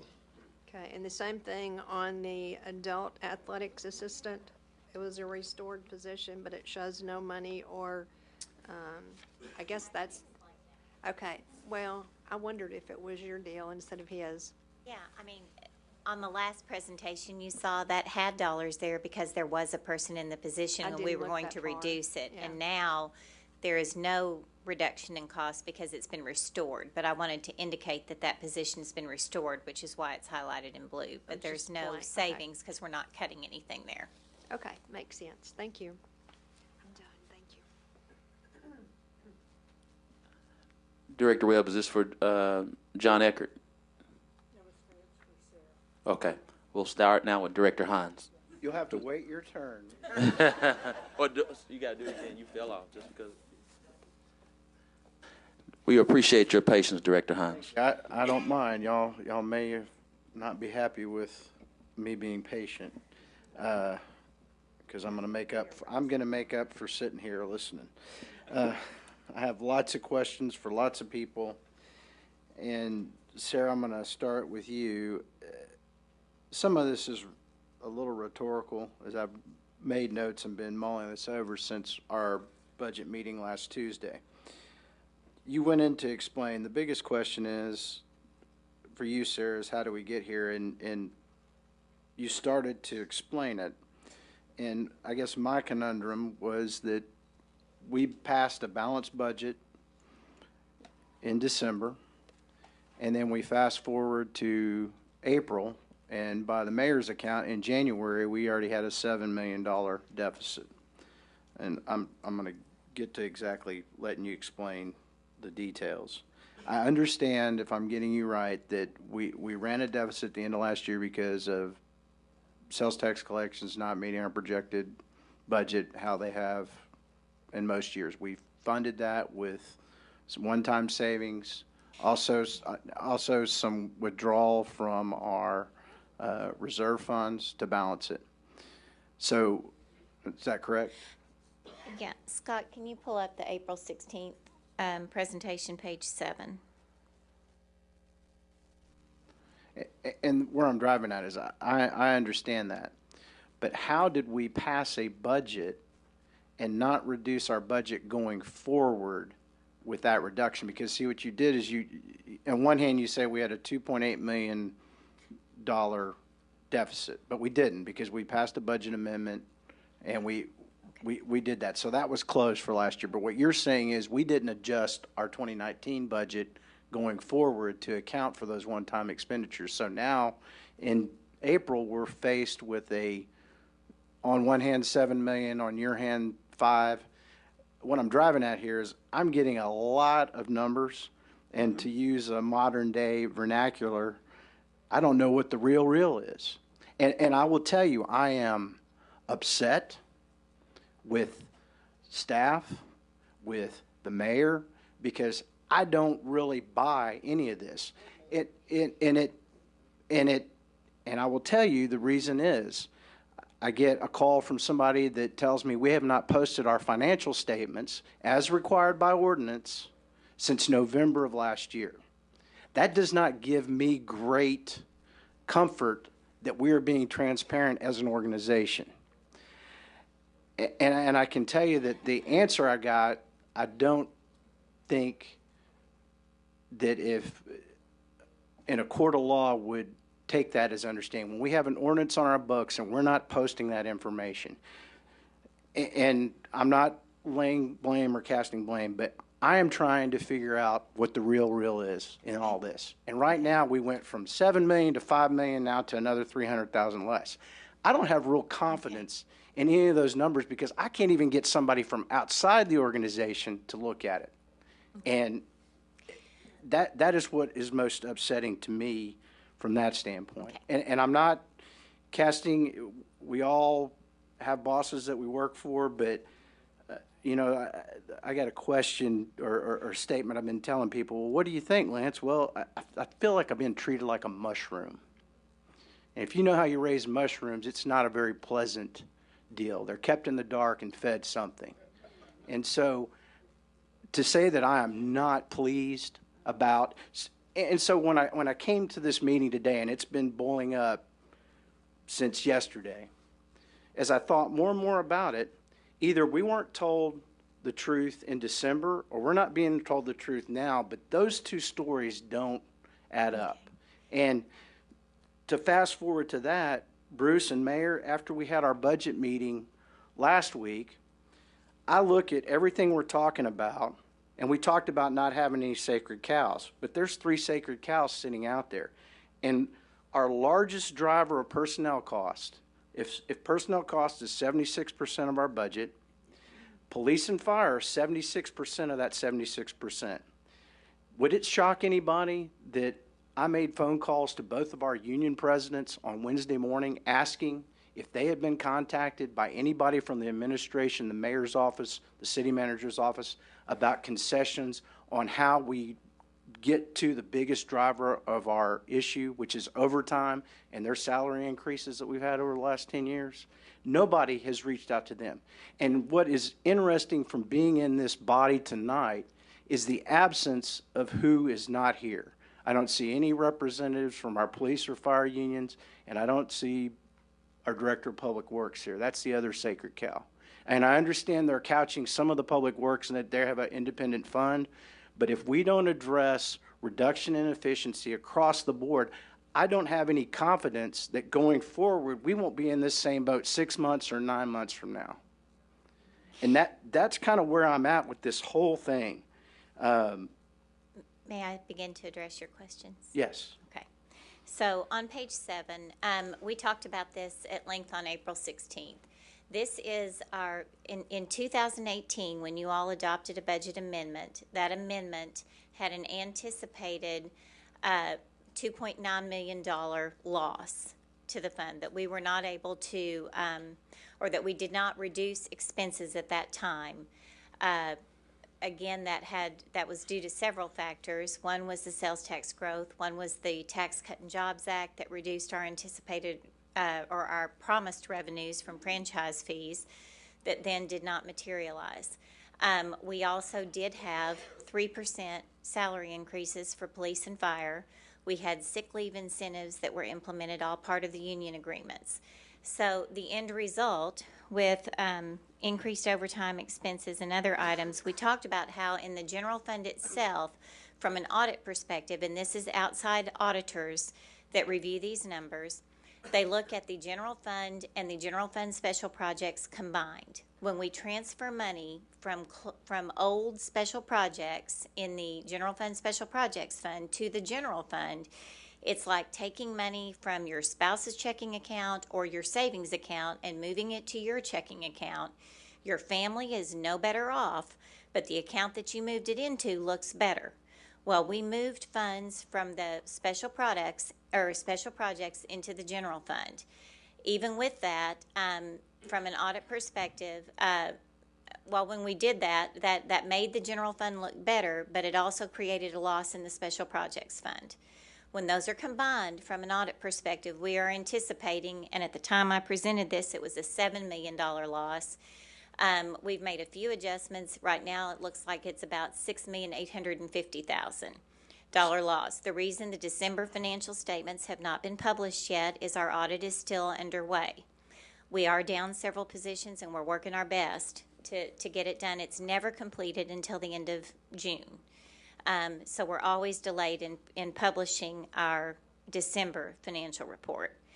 Usually, we are able to roll forward and go ahead and get our January and February reports out sooner. You know, our revenues do come in 2 months behind. We're down. We were down 7 positions in finance. We have just this week we've extended offers to 2 in the Treasury division. We're still down 4 in between the managers and the accountants. We have authorization to fill all but 1, which we are cutting in this process. So we are trying to get caught up as fast as we can. We're meeting legislative deadlines first, and then we're meeting the other deadlines. But this is the $7 million loss. This isn't a made-up number. It's not a fully audited number yet. But the 40,000 or 40 million that you see on line 14 is the beginning fund balance. That's the audited fund balance figure for December 31st, 2017. With a $7 million net loss, our fund balance percentage will go from 21% of our revenues to 17% of our revenues. On slide 10, we then talk about the adopted 2019 budget. So when we adopted the 2019 budget, that column 1, general fund, is a balanced budget with revenues and expenses. But once again, part of that budget process, in order to get that balanced budget, there were special projects that were closed in the general special projects fund that gets grouped with the general fund for audit purposes, because those are prior year projects that were already included in fund balance. Using that money will create a loss of $2.2 million from an audit perspective, which will further decrease our fund balance to $31,244,000 or something close to that, which then reduces that 17% now to 16%. If you go to slide 11, I told you at that time that the concern was not so much with the fact that we had that anticipated 2.2, but how the other things we did in the general fund budget to balance the budget. So we did have one-time transfers from closed special projects that were $2.5 million. We had a transfer from the fleet fund balance to the general fund of $950,000. Those are revenues that are not recurring. They're one-time uses of funds. We had temporary expenditure reductions, and we did talk about this when we adopted the budget. Because the Art Center is under construction, we did not allocate $700,000 in funding in the current year budget. We took $350,000 to fund them from the 1% hotel tax that is collected, that is now dedicated to the bonds. The bonds have been issued now. So that is no longer an eligible use. That has to go to the bonds. So there was zero money in the general fund budget for the Arts Center in 2019 adopted budget. But from now forward, 2020 forward, we will have to put that minimum $700,000 back in. In addition, they'll have an expanded facility, which we will also be responsible for. The fleet replacement fund that is funded by transfers from the general fund to a special project, one time we reduced that by $500,000. We used interest earnings on short-term financing to pay for that. So that was a one-time reduction. The interest earnings are used. They don't regenerate at that level every year. And that was actually accumulated since the sales, the 3/8 cent tax had passed. Rock Region Metro funding, they reduced their request to the city and used reserves. That is not an ongoing use. So we know built into our balanced budget for the current year, if everything falls out the way it should, then the only impact is that $2.2 million I showed you earlier, because some of those special projects that we closed were from our savings account and or our spouse's checking account, and when we're combined, the family still experiences that loss. But the one-time funds that are included in the 2019 budget are $4.9 million. So what I'm trying to do is to propose an amendment that will adjust that ongoing budget by $5 million so that we can align recurring revenues with recurring expenses. In a very simple way, we can't count on grandma's inheritance to pay our mortgage for police officers and firefighters going forward. One-time revenues cannot pay ongoing expenses. Okay. I understand that. But how can we not address our biggest drivers of ongoing expenses? So the question about the union negotiation. And so well, no, not union. The question I have is it was our projected revenue. Was it based on 1% growth, no growth? It was based on overall. It was only like 1% growth. That's right. But we also had in our union agreements. They were 2-year agreements. We had 2.5% raises for police and fire for 2019. So our public safety expenditures, as you've stated, have increased between $8 and $9 million in the last 2 years due to those contract increases. So no, those contracts expire this year. The HR director is looking at what we need to do moving forward. There are no promised salary increases at all on the agenda for 2020. But we cannot, as the city attorney mentioned to you last week, we cannot reduce salaries that are already there. We're not allowed to do that. That's another question that I've got for Tom that I'll ask you here in a second. So finally, I want to point you to page 21 of this presentation, and then I'll take any more of your questions. So on April 16th, on page 21, what this shows is that $40,594,000 audited general fund balance will be reduced by the 2018 loss of approximately $7 million. And as I mentioned, that takes us from a 21% fund balance to about a 17% fund balance. The projected net loss for the 2019 from an audit perspective that combines the general and the general fund special projects is about $2.2 million. Combined, that reduces our fund balance in 2 years by $9.2 million and reduces the total to 16%. Last week, Director Webb asked me what the average fund balance for comparable cities was. Just before this meeting, my former internal audit manager, now comptroller, gave me some information. And the average for several cities and fund balance in the general fund was 27% for like-sized cities. The lowest, I believe, was, and I'm trying to see if I can find that. Yeah, the lowest was 7 was at Shreveport, and then there was we had some that were much higher, but the average was in the 20 to 27% range for comparable size cities. And Director Webb, I believe, does have that, and she can probably tell you what those cities were faster than I can. Oh, here they are. Okay, so the cities we compared to: Knoxville, Tennessee, 39%; Mobile, Alabama, 19%; Overland Park, Kansas, 55%; Shreveport, 7%; Huntsville, Alabama, 26%; Augusta, Georgia, 22%; Little Rock, as of 2017, with 40 million, we were at 21%. Montgomery, Alabama, 10%. Amarillo, Texas, 27%. Birmingham, Alabama, 21%. And those all have population ranges from 189,000 to 210,000. Again, the average of those was 27%. With just the 2018 loss, our fund balance drops to 17%. So that's why I think it's important that we make these adjustments. And again, no one is more upset about the fact that we don't have all of the financial reports completed. My staff, that's their top priority. We're trying to take care of the budget and get the audit done, and we did our legislative reports. Right. And I want you to understand, when we have it in an ordinance, we're supposed to pass those reports. When I have a constituent call me and go, why aren't they being done? Understand. And the answer is, we don't have enough staff. I don't think the courts, Tom, if we went to court and somebody sued us, would take that as an excuse if we've got it statutorily set, correct?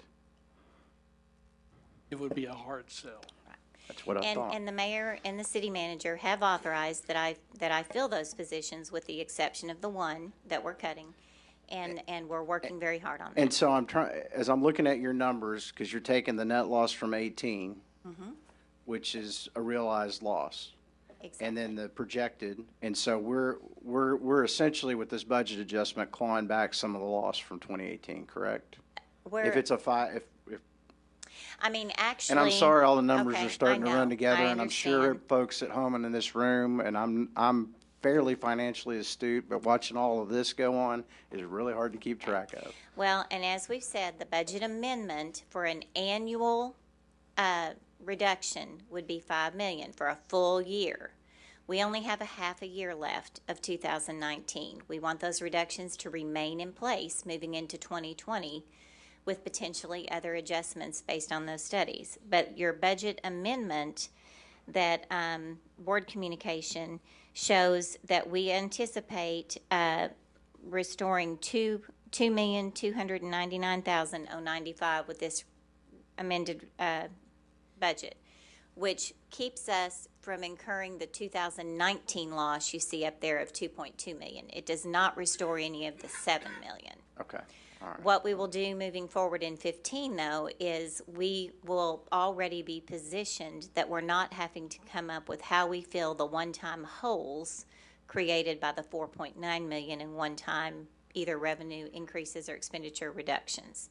So we get back to where our recurring revenues match our recurring expenses.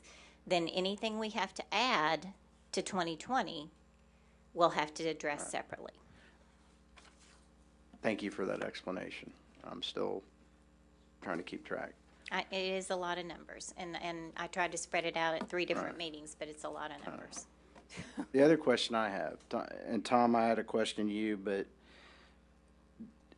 and I'll ask my fellow board members here on the board, but Bruce, did we not go to our unions back when we were having financial distress and ask them to forego a pay raise previously on a contract? You're correct, Director Hines. It was kind of in the 08, 09. 2010. 2000, I think when I first got on the board, we had, and I get, do you understand my frustration that if you look at this from a business perspective, the biggest cost driver in our budget, we are not addressing. We are rearranging the deck chairs again, as we've done previously, but not addressing the core cost. And I don't see any of our police or fire unions sitting here.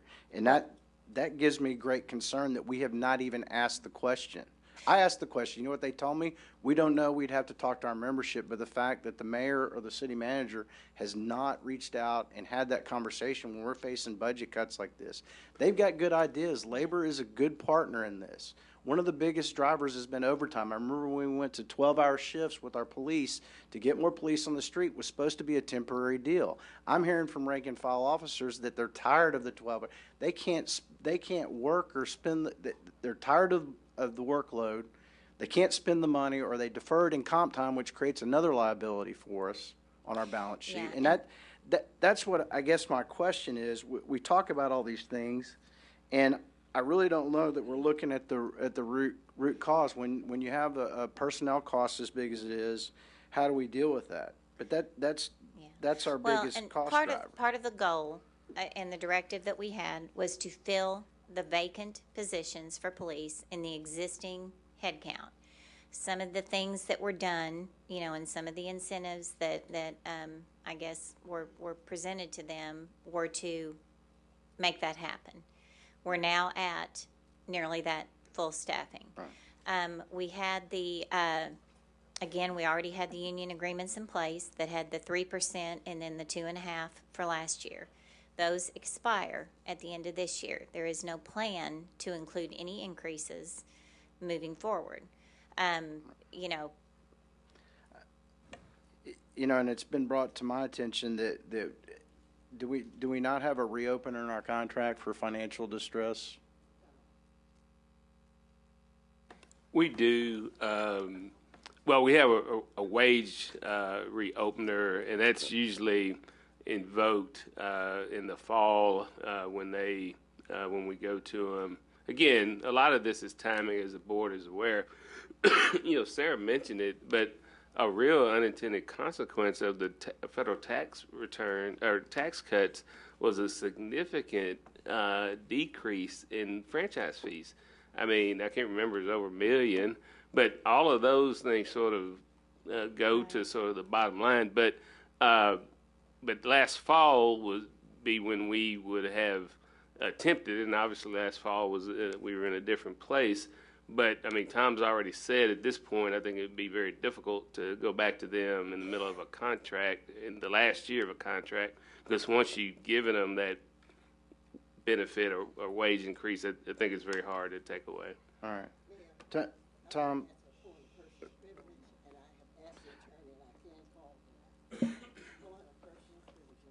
Mayor, I will not yield. Director Hendricks, let's let Director Hines finish, and then we'll come right to you. If you just give us a few minutes, we'll come right to you. I promise. Director Hendricks, I gave a point of personal privilege and let everybody go before me because I had a long list of questions, and I have Tom, my question to you earlier last week is, one of the things we use in the private sector is instead of doing reduction in force is doing across the board pay cuts. You told me that there was either a state constitution or a statute. I provided you with legal documents. I know you were under the gun. Were you able to come up with an opinion based on what I provided you last night and into today on whether or not we could do that as an option? Right, and Director Hines, I think I told you that I didn't get a chance to see these until today because my email wasn't getting through. Right. Somebody has provided you a series of statutes that talk about what's an appointed official and what's an elected official. I think I tried to make it clear that that's always been the question. The problem is he doesn't talk about any of the statutes that deal with city manager governments, which says that the board appoints all employees. So whether any of those statutes apply is kind of out of the question. The second problem is that the statute that deals with not decreasing salaries, which was at one point a constitutional provision, which is 1442-113, was originally passed in 1875. There were amendments to it in 1960. The Supreme Court said, we know how they read, but that's not what they mean. And that's the problem with that. Now, in answer to your question, how far does that go? Does that go to every rank and file employee? Does that go to department heads? Does that go to managers and supervisors? That is a question as to whether the board can do an across-the-board decrease. When the issue came up before, which was either 2008 or 2010, and we looked at it, it came up, it may have been after that, but the question was, can we do a furlough? Can we go to 4 days of work and not decrease the salary, but you don't get all of it because you got a furlough on salary? And that's when we did the last in-depth work on that. Okay. And Sarah and Step, please don't take this personally. I'm just fairly frustrated, and this will be the old proverbial fool me once, shame on you, fool me twice, shame on me, and I will take the hit for having assumed that we had a balanced budget and assuming that the budget we approved after we made our budget adjustment and assuming that going forward we were in good financial shape. So for my misread, that will be on me this time. That's all the questions I have.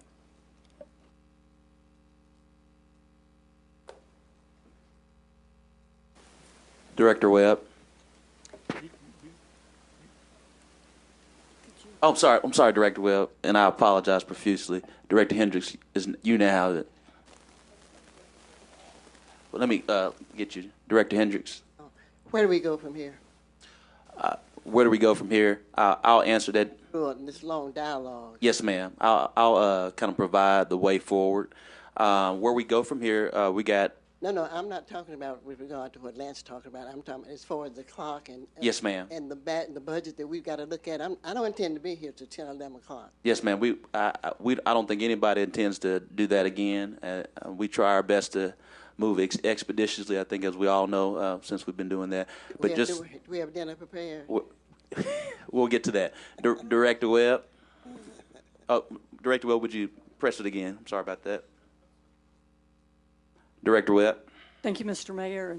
And while we might not want to be, I think it's important that we have the discussion for however long that it takes. And I want to address a couple of things that Sarah said, and I don't know if you want to have a response or not, but I looked at, as Sarah mentioned, I looked at some of these fund balances in these other cities, and while I don't like that we have reduced our fund balance to the 17% or 16%, whatever it is going to be, I looked at a couple of the cities that you mentioned, like Montgomery, which is 10%, and Shreveport, which is 7%. And the commonalities we have with those cities are that we rely very heavily on sales tax. And for example, like in Shreveport, it's 57% of their revenue, and in Little Rock, it's 49%. And I think as we go forward, and again, not necessarily today, but as we go forward, that's one of the things that we've got to discuss. And I know we have certain restrictions because of state law on property tax and things like that. But some of these other cities that you mentioned that have higher fund balances have a more diversified revenue stream, and some of them have very high property taxes, which by law we can't raise.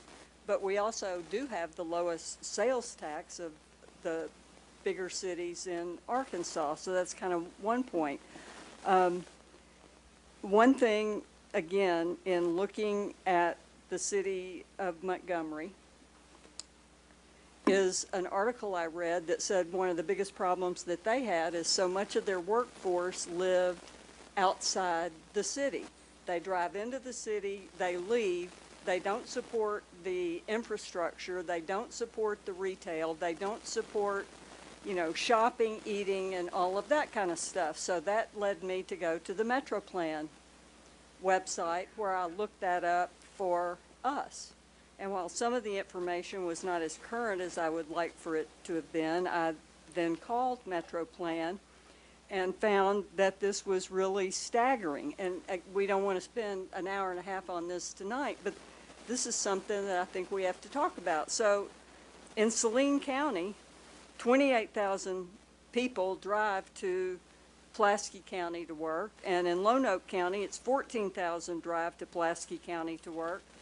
Those numbers are growing, and while this is not a 30 crossing discussion, frankly, that's one of the things that worried me from day one about that those numbers would continue to grow, more people coming into the city, leaving with no support for the city services and huge wear and tear on our infrastructure. And I'll just make one more point and then be finished, because my notes are so messed up now I can't even read them all anymore. But because the mayor asked me to look at the compensation, which we hadn't really started, but I've tried to start delving into that, I looked at some of the other cities that had similar numbers of employees that had 25 to 30 employees who made over $100,000 a year. And when I looked at ours, not all of these employees necessarily made over 100,000, but their range was over 100,000.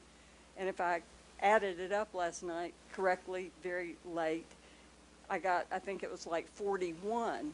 So that's just something else that we need to look at. So these are long-term things to look at, but I hope that going forward, we will.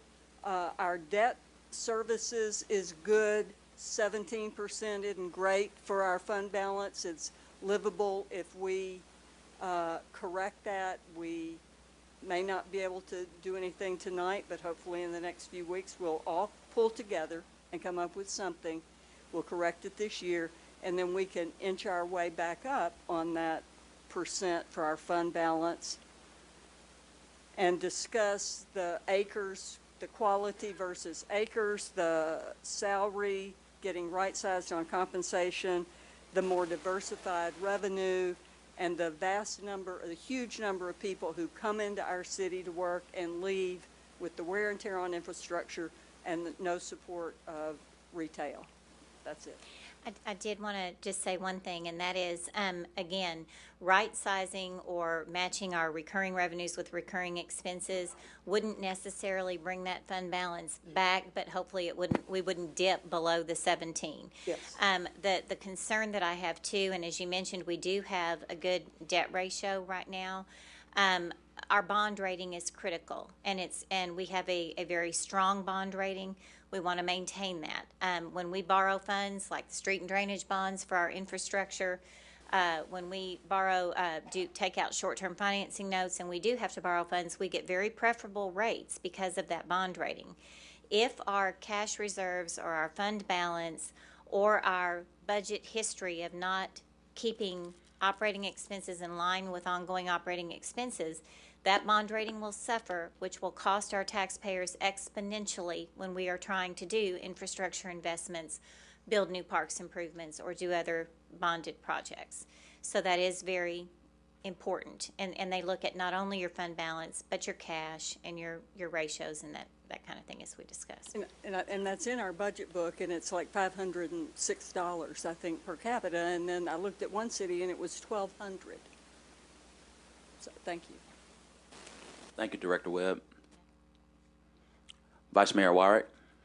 Thank you. Sarah, I have a couple of questions for you.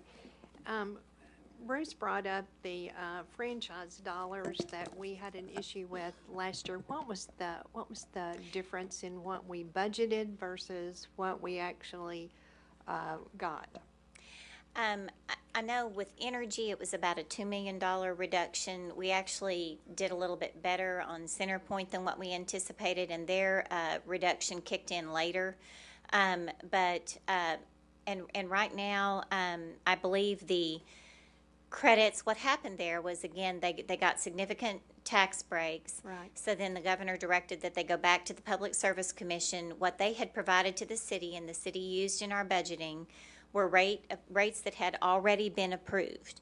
Once this Tax Cut and Jobs Act took effect and they went back to the Public Service Commission, they rolled back those rate increases and they began giving credits to customers moving forward to kind of recapture what they said you overcharged in those months before they implemented the change. So we were having not only the impact of the rolled back rate, but also the credits moving forward. So was it close to $3 million altogether? Well, I mean, it was. I think the net impact really of all the franchise fees was about in that $2 million neighborhood, because we had some that did better than others, and not all were subject to the Tax Cut and Jobs Act. But the credits to businesses are no longer in effect on the energy. I think there are still some credits for residential customers. Those are kind of phasing out, but we do have higher franchise fees included in our current budget, which are materializing. Okay, good. They are materializing. Yes. Okay. We have 44 employees that we're talking about doing away with. 13 vacant positions and 31 filled positions for a total of 44. Correct. Okay. So on a normal year for the city of Little Rock, how many people do we lose through normal attrition? I don't know the answer to that. I mean, we lose quite a few in police and fire, but we have a lot of employees in their other departments that stay very long term. It probably would be more than 44, wouldn't it? It might be. Yeah. So let me tell you a story. I used to work for a state agency, and one year we had an issue where the revenue coming in was an issue and we had too many employees. And so they wanted to downsize by 27 people. And of course the legislature has to approve that. So they went to the legislature and said, well, how can you go down this many people and still operate your agency? Well, the answer was they couldn't. And so they wound up, the legislature wound up saying not to surplus those 27 people. And before 6 months was up, we'd already lost like 48 to 50 people. And so my question is, instead of the doing away with the 44 positions today, particularly the 31 that are filled, can we not do that through normal attrition with the city? Can we not keep those people in place, and as people leave, can we not make the judgment about those people at that point in time? Because Lance has made a point. You know, our biggest employee numbers are not in the departments that we're impacting now. And there's a lot of concern about those people due to quality of life issues going away. What would it look like if we did away with the wholesale cut today, but transitioned 31 employees? They might be higher paid employees than what these folks are. Well, but to set up a plan that we want to go down, total of 44, but 31 filled positions. And I would say to you, and the city manager may disagree, but I think in a way that plan's already been in place, because what's happened is as positions have become vacant, if they're non-uniform, it's been very, very difficult to have any approval to fill those positions.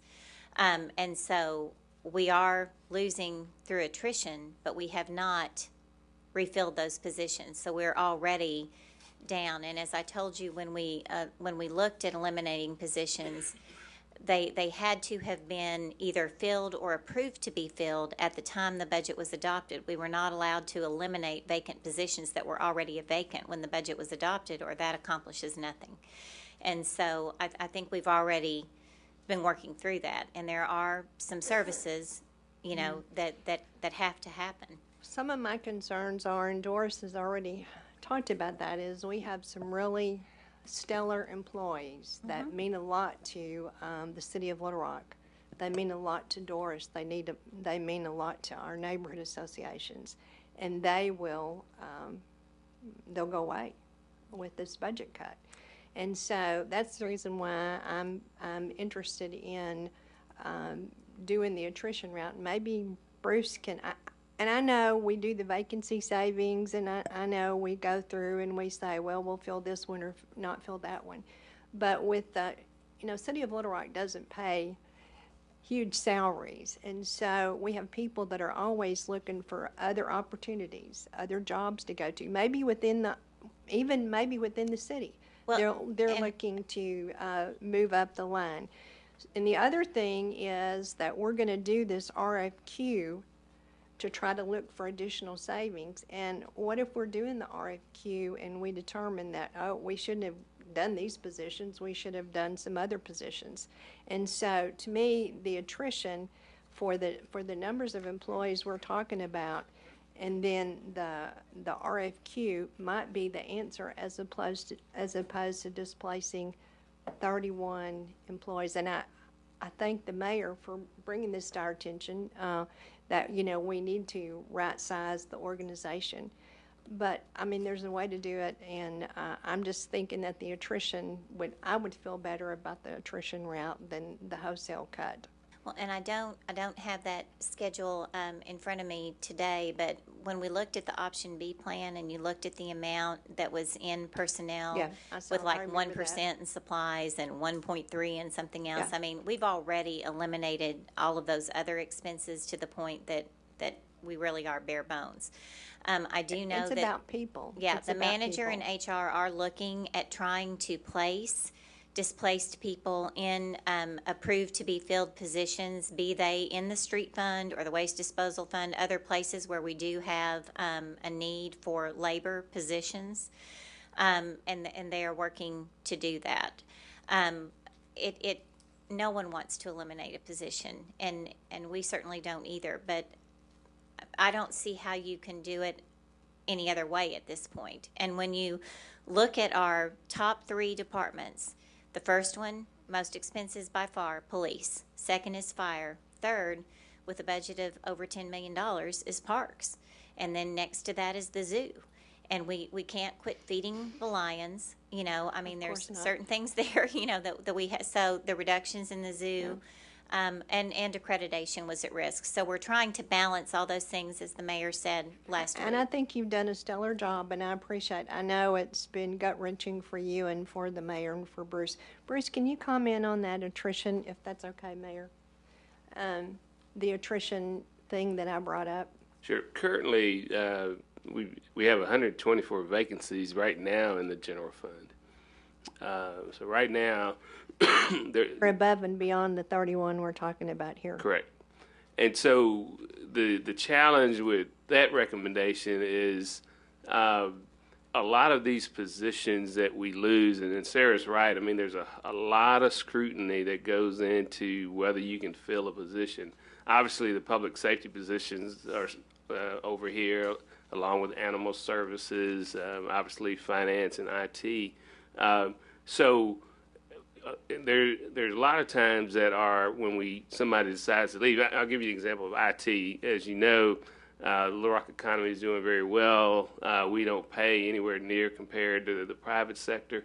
So when that person leaves, that's a very specialized area, and none of those 31 individuals are really going to be able to qualify in those very specialized areas. So again, I think the word you use, the phrase is, it has been very gut wrenching because we had to do this in '08 and '09, and it wasn't easy then. I do remember that the majority of employees actually ended up somewhere else in the organization, or these employees also have recall rights. So if we feel that one of those positions that have been eliminated within 18 months, that employee if they were in good standing, they have the first right to that position. So that's another thing that we've had in our organization for quite some time. Do you know how many people that we lose through attrition in, say, a month, a quarter, half a year? Stacy, you got any clue? I mean, they all come through HR. We can get that. But to be honest, just seeing what comes across our desk, a lot of them are in the public works area. It's very challenging job in solid waste, and again, that's totally separate from the street or from the general fund. But I don't think the attrition route would be viable because I don't think a lot of the employees will be automatically eligible. Okay, I got one more question. One gentleman talked to us about that he worked in public works, and when Parks got behind on their work, that they went over and cleaned parks, and it was out of the public works budget. Are we using public works money to take care of parks? I tell people often that I learn something new every day at the city. And I had never heard of that, and so I just confirmed with John that that's not accurate. Okay, I wondered about that. Thank you. Thank you, Director Wyrick. Director Richardson. Yes, thank you, Mayor. I want to dovetail my question that I had to Jay and connect that to a point that my good friend Kathy just made a minute ago, and we'll go back again to the point that sometimes it's not the message, it's the messenger that resonates with people. And that's an unfortunate reality of how we operate and how we govern. But I think Lance made a wonderful point about, Bruce, when we had the mandated overtime for police, and I think that resulted in us having a community meeting with Chief Buckner and some of the assistant chief. I don't think Chief Folk was at that meeting, but Director Webb made a real interesting point that some of us have been saying up here to the tune of sounding like a broken record about the number of people who come in and out of our city, who work for the city, don't live in the city, and don't support our tax base. And not only that having a deleterious effect on our infrastructure, we have take-home cars. Take-home cars that some travel as far as 50, 60 miles out of the city. And then I'm gonna try to be like you, Lance. And then we push the notion of community-oriented policing. Talk about community policing. We want to have police who live in the community.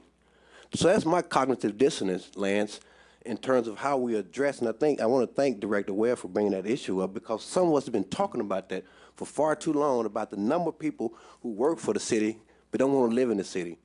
And we end up subsidizing the public safety of some of these outlying homogenous communities when these cars go out of the city of Little Rock. We're subsidizing the public safety of some of these outlying, homogenous communities, which is an unfortunate reality for us. I know we can't force, with the exception of department heads, employees to live in the city. I understand that. I get that. But I think some real good questions or statements have been made, and it speaks to the tune, unfortunately, of what someone's been saying, or I've been saying. I don't want to say like I'm on a soapbox, but man, the unfortunate reality is sometimes it's not the message, it's the messenger that resonates. And we need to take a look at that, how we move forward as a community and how we address some of the issues that we're faced with. That's all I have, Mayor. No questions. I'm sorry. Thank you, Kathy. Thank you, Director Richardson. Director Wright.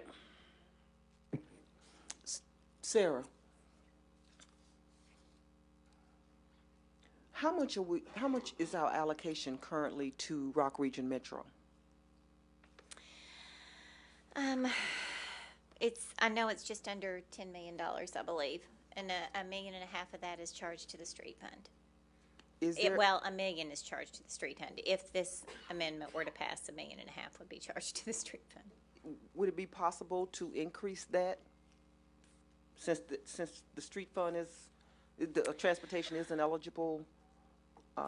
It is an eligible expenditure. We do want to be careful that that we, as the Public Works employee mentioned, the funds are intended for maintenance of streets, roads, bridges. Transportation is an eligible expense, but we want to maintain our infrastructure and we want to have the funds that we need to complete projects. That are on any more additions to the street fund do impact their annual budget as well. I mean, the money that we have built up in their fund balance is intended for match on several of the street projects, federally funded projects, and other state match. Okay. I mean, using this will create an operating loss or reduce their ability to replace equipment in the future. Okay. You've answered, in the course of discussion, you addressed my other points. Thank you. Thank you. Thank you, Director Wright. Director Adcock. Sarah, on page 9. Yes, ma'am. Usually when you reduce things, you have extra employees. And I have a hard time with the zoo. It's on page 9, Scott. Mm-hmm. I have a hard time. We're going to close the zoo on Tuesday and Wednesday. I know the animals still have to be fed, but why would that not give us a position that we might eliminate? And then when you reduce the special events and the marketing, the advertising, and everything, why would that not give us another position that you would pull? I can't understand all these reductions and the reductions of having citizens there, which citizens pay a good amount to go to the zoo, that if we eliminated Tuesdays and Wednesdays, we didn't come up with any position savings. Okay. Two things. First of all, from November to March, the attendance at the zoo is much lower, and by closing it on Tuesday and Wednesday, we do not anticipate any reduction in revenues because it's still open 5 days a week for patrons to attend. The full-time positions, animal care, that kind of thing must continue whether the zoo is opened or not. There would probably be some part-time savings, guest services, things like that, and where it says reduce contract expenditures and operating expenditures, that $32,000 in operating expenditures would be that type of part-time positions. So the $32,000 would be part-time, or the $30,000 would be part-time positions? They would be part-time and contract positions that would not be required.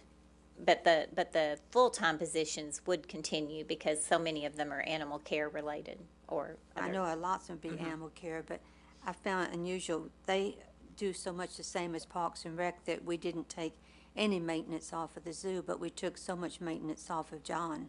Well, and there are also, just like John, again, zoo's number 4 in our expenditure category list when you start from the top and work your way down. They have several vacant positions too, and we're trying to make sure that we maintain accreditation, and we were concerned that eliminating any additional full-time positions at the zoo would negatively impact accreditation. How many vacant positions do they have now? Do you have, hold on. I have that.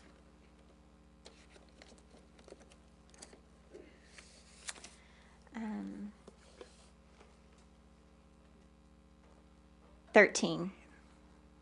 They have 13 at this time. Yes. Okay. And on page 2? And they have an authorized head count of 69. 69? Or excuse me, 62. 62. So they've got 49 filled and 13 vacant. And why wasn't there vacant positions listed here? Because they are not authorized to be filled, so they were not eligible. Okay, so all these vacant ones on this list that we've got are not part of the vacancy list that we have. Correct. The vacant positions that are being eliminated here were positions that were filled when the budget was adopted or that are authorized to be filled. And so this is not reducing our vacancy savings amount. On page 2, I saw one additional position from the city manager's office has been eliminated, but when I go over here to where it's broken down, I do not see that listed under city manager and what position that is. I know that Mr. Jones is leaving us. and so I Page assume 3, that- number 11, it's the administrative assistant to the assistant city manager. And where is Mr. Jones's position on this? As we discussed last week, with Mr. Jones' retirement in June, that position is going to be shifted to the mayor's office. We're not adding a position, but it will cover when a chief of staff is hired, it will cover the chief of staff position. We eliminated a position when we adopted the 2019 budget. Currently, the mayor has, aside from himself, he only has 2 full-time employees. One is Kendra Pruitt, who's the senior advisor to the mayor, and then recently in the last month, he hired a full-time administrative or executive assistant. And then he has 2 part-time positions. There are part-time. Part-time are not counted in the head count And as how full-time many, positions. how many hours are those part-time positions? I couldn't tell you, but they're not, they have not accumulated a significant expense yet or a substantial expense. They've got a part-time person assisting with scheduling and part-time communications person. There was a 90-day contract with Phyllis Dickerson, the former mayor's chief of staff, just to transition from one mayor to the other, communicate information, and that contract has ended. Okay, and you said this was an administrative assistant, this is city manager's office? Yes, this is the administrative where does- assistant to the assistant city manager. Where So does when that it position show goes up? away, this one won't be. What do you mean, where does it show up? Oh, in pages 5, 6, Page 7? 3 Page 3? on line 11. Okay. And so that's new, that we have not seen Right, that was before. not on the last list, and that's been added to this one. With the elimination of that assistant city manager, that position will not be required in the general fund. Okay. But I believe that is an example of where I believe they found a place in another group. Okay, thank you. Thank you, Director Adcock. Director Hines. Thank you. Sarah, a couple quick questions. Does Public Works get any general fund revenue? Or are they strictly enterprise funds from Public Works, turnbacks most of and- their money is either state turnback or, gas tax Solid restricted waste. revenues. They actually, they pay an overhead allocation to the general fund. The only general fund money that goes to the street fund is a small allocation for parking meter, management, because that's not really that's not a street Okay. use. And then, and so, all right, then. Yeah, and that's- street and waste disposal, the other funds, I want to make that clear, they are not impacted by this adjustment. This adjustment is the general fund, focusing on the general fund. Right, but we're transferring out, The $500,000 does Turnback impact, yes, funds. we're That not won't be transferring going turnback. into- We're transferring Rock Region Metro, right, 500,000. we're transferring street funds to Rock Region Metro to basically shift that cost away from general, where we're paying out of the Right, general Rock fund Region right Metro is not impacted. now. And tell me if I'm right or wrong, but are we not projecting a reduction in the street fund over the next 5 years to 2023? I mean, We are not. Okay. Now, if the, I thought our projections for the street fund and state turnbacks were not going up because our population was not growing.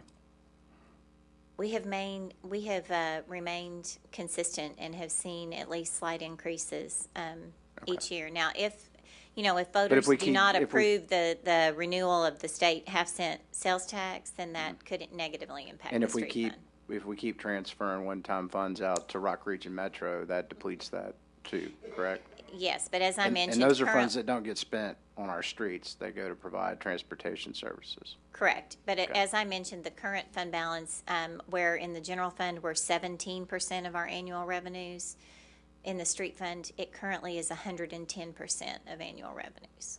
So it's a while before it, unless there's a huge, a huge project that would demand their fund balance. But those cannot be spent on anything other than street, road projects and transportation.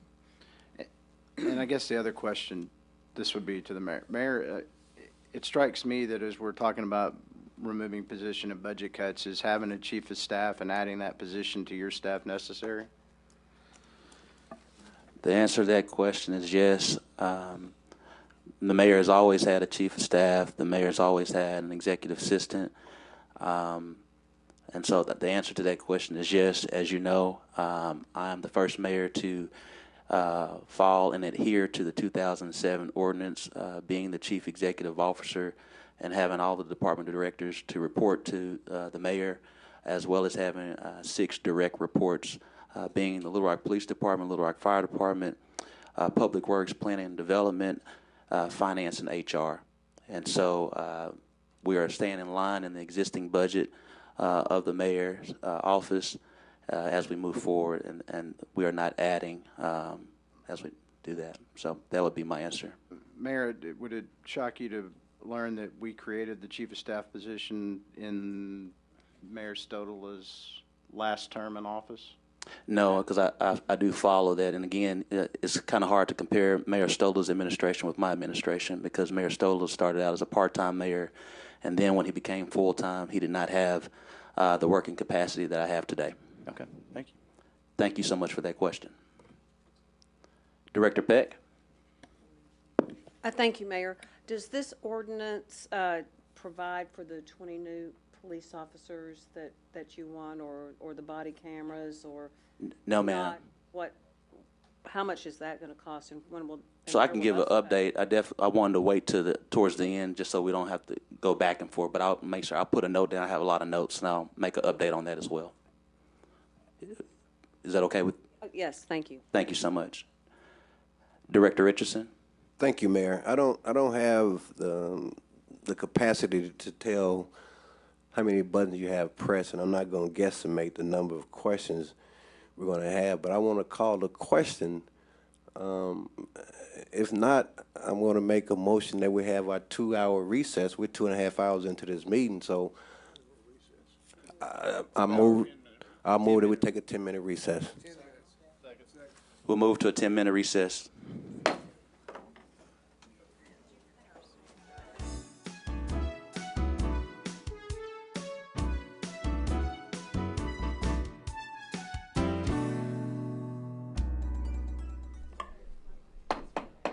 We'll now bring this meeting back into order.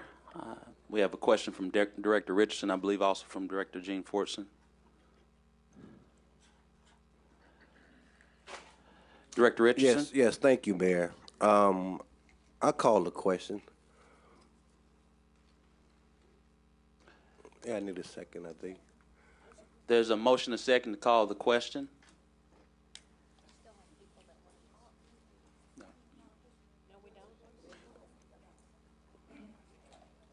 Motion is to end the discussion and to move to a vote on the ordinance. Yes, sir. Director Webb, would you like a question? We first have to address this first.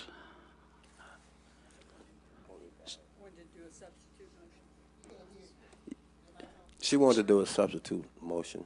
That would need to be friendly to, Yeah. because we got a motion and a second.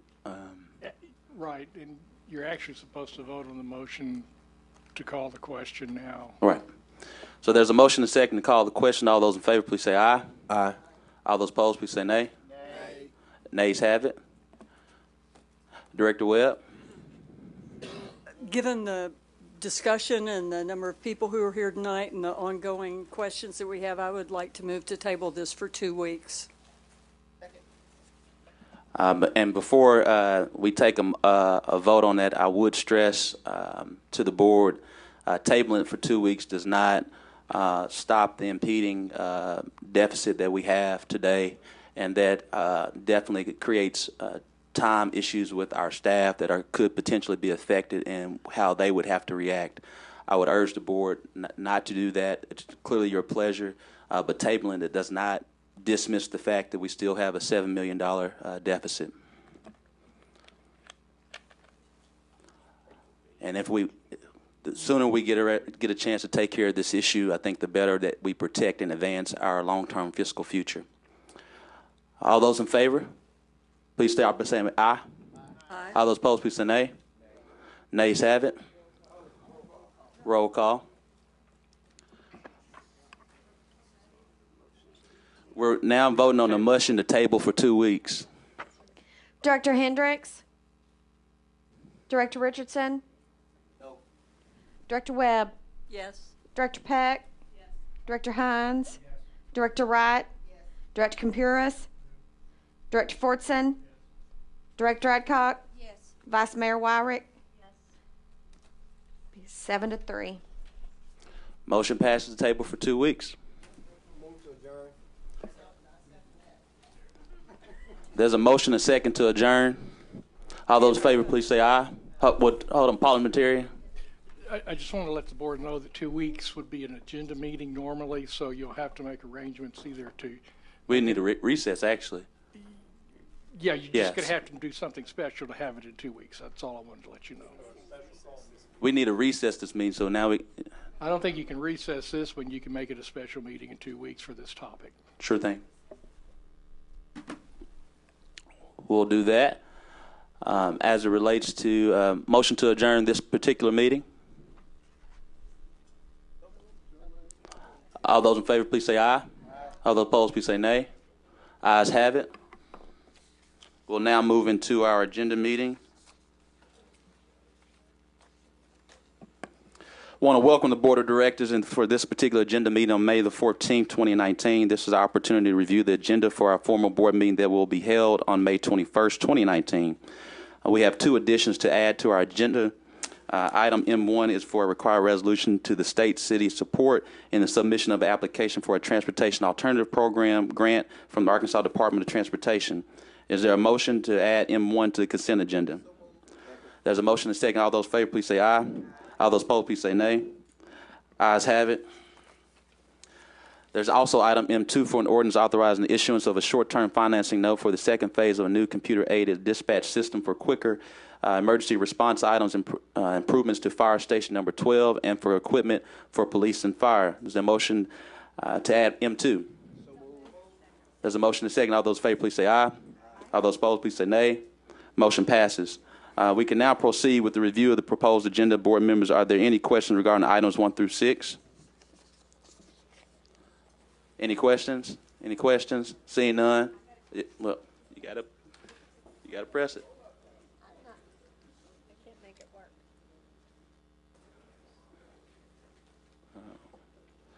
Vice Mayor Wyatt. Thank you, Mayor. I believe item number 1, we need to, oh no, I'm sorry. That's setting the public hearing. Okay, I'm okay with that. I'm sorry. All right. Okay, thank you. Seeing no other questions for items 1 through 6? All those in favor? Aye. All those in favor? Oh, sorry. Board members, are there any questions? I'm still from the last one. Board members, are there any questions for items 7 through 10? Yep, 7 through 10. Seeing none? Seeing none? Next week, there'll be a public hearing to approve the sources and uses for the 2019 CDBG home and HOPWA HOPWA funds. HOPWA. HOPWA. You heard me, everybody. All right. Thank you. You have a question for that, Director Hendrick? Not now? Yes, ma'am. Next week, we will have a board and commissioners appointments as well. Also, we'll be having a special meeting in regards to the budget amendment. Thank you for your attendance, and we will hope everyone has a good day. 2 weeks. 2 weeks. Motion adjourned.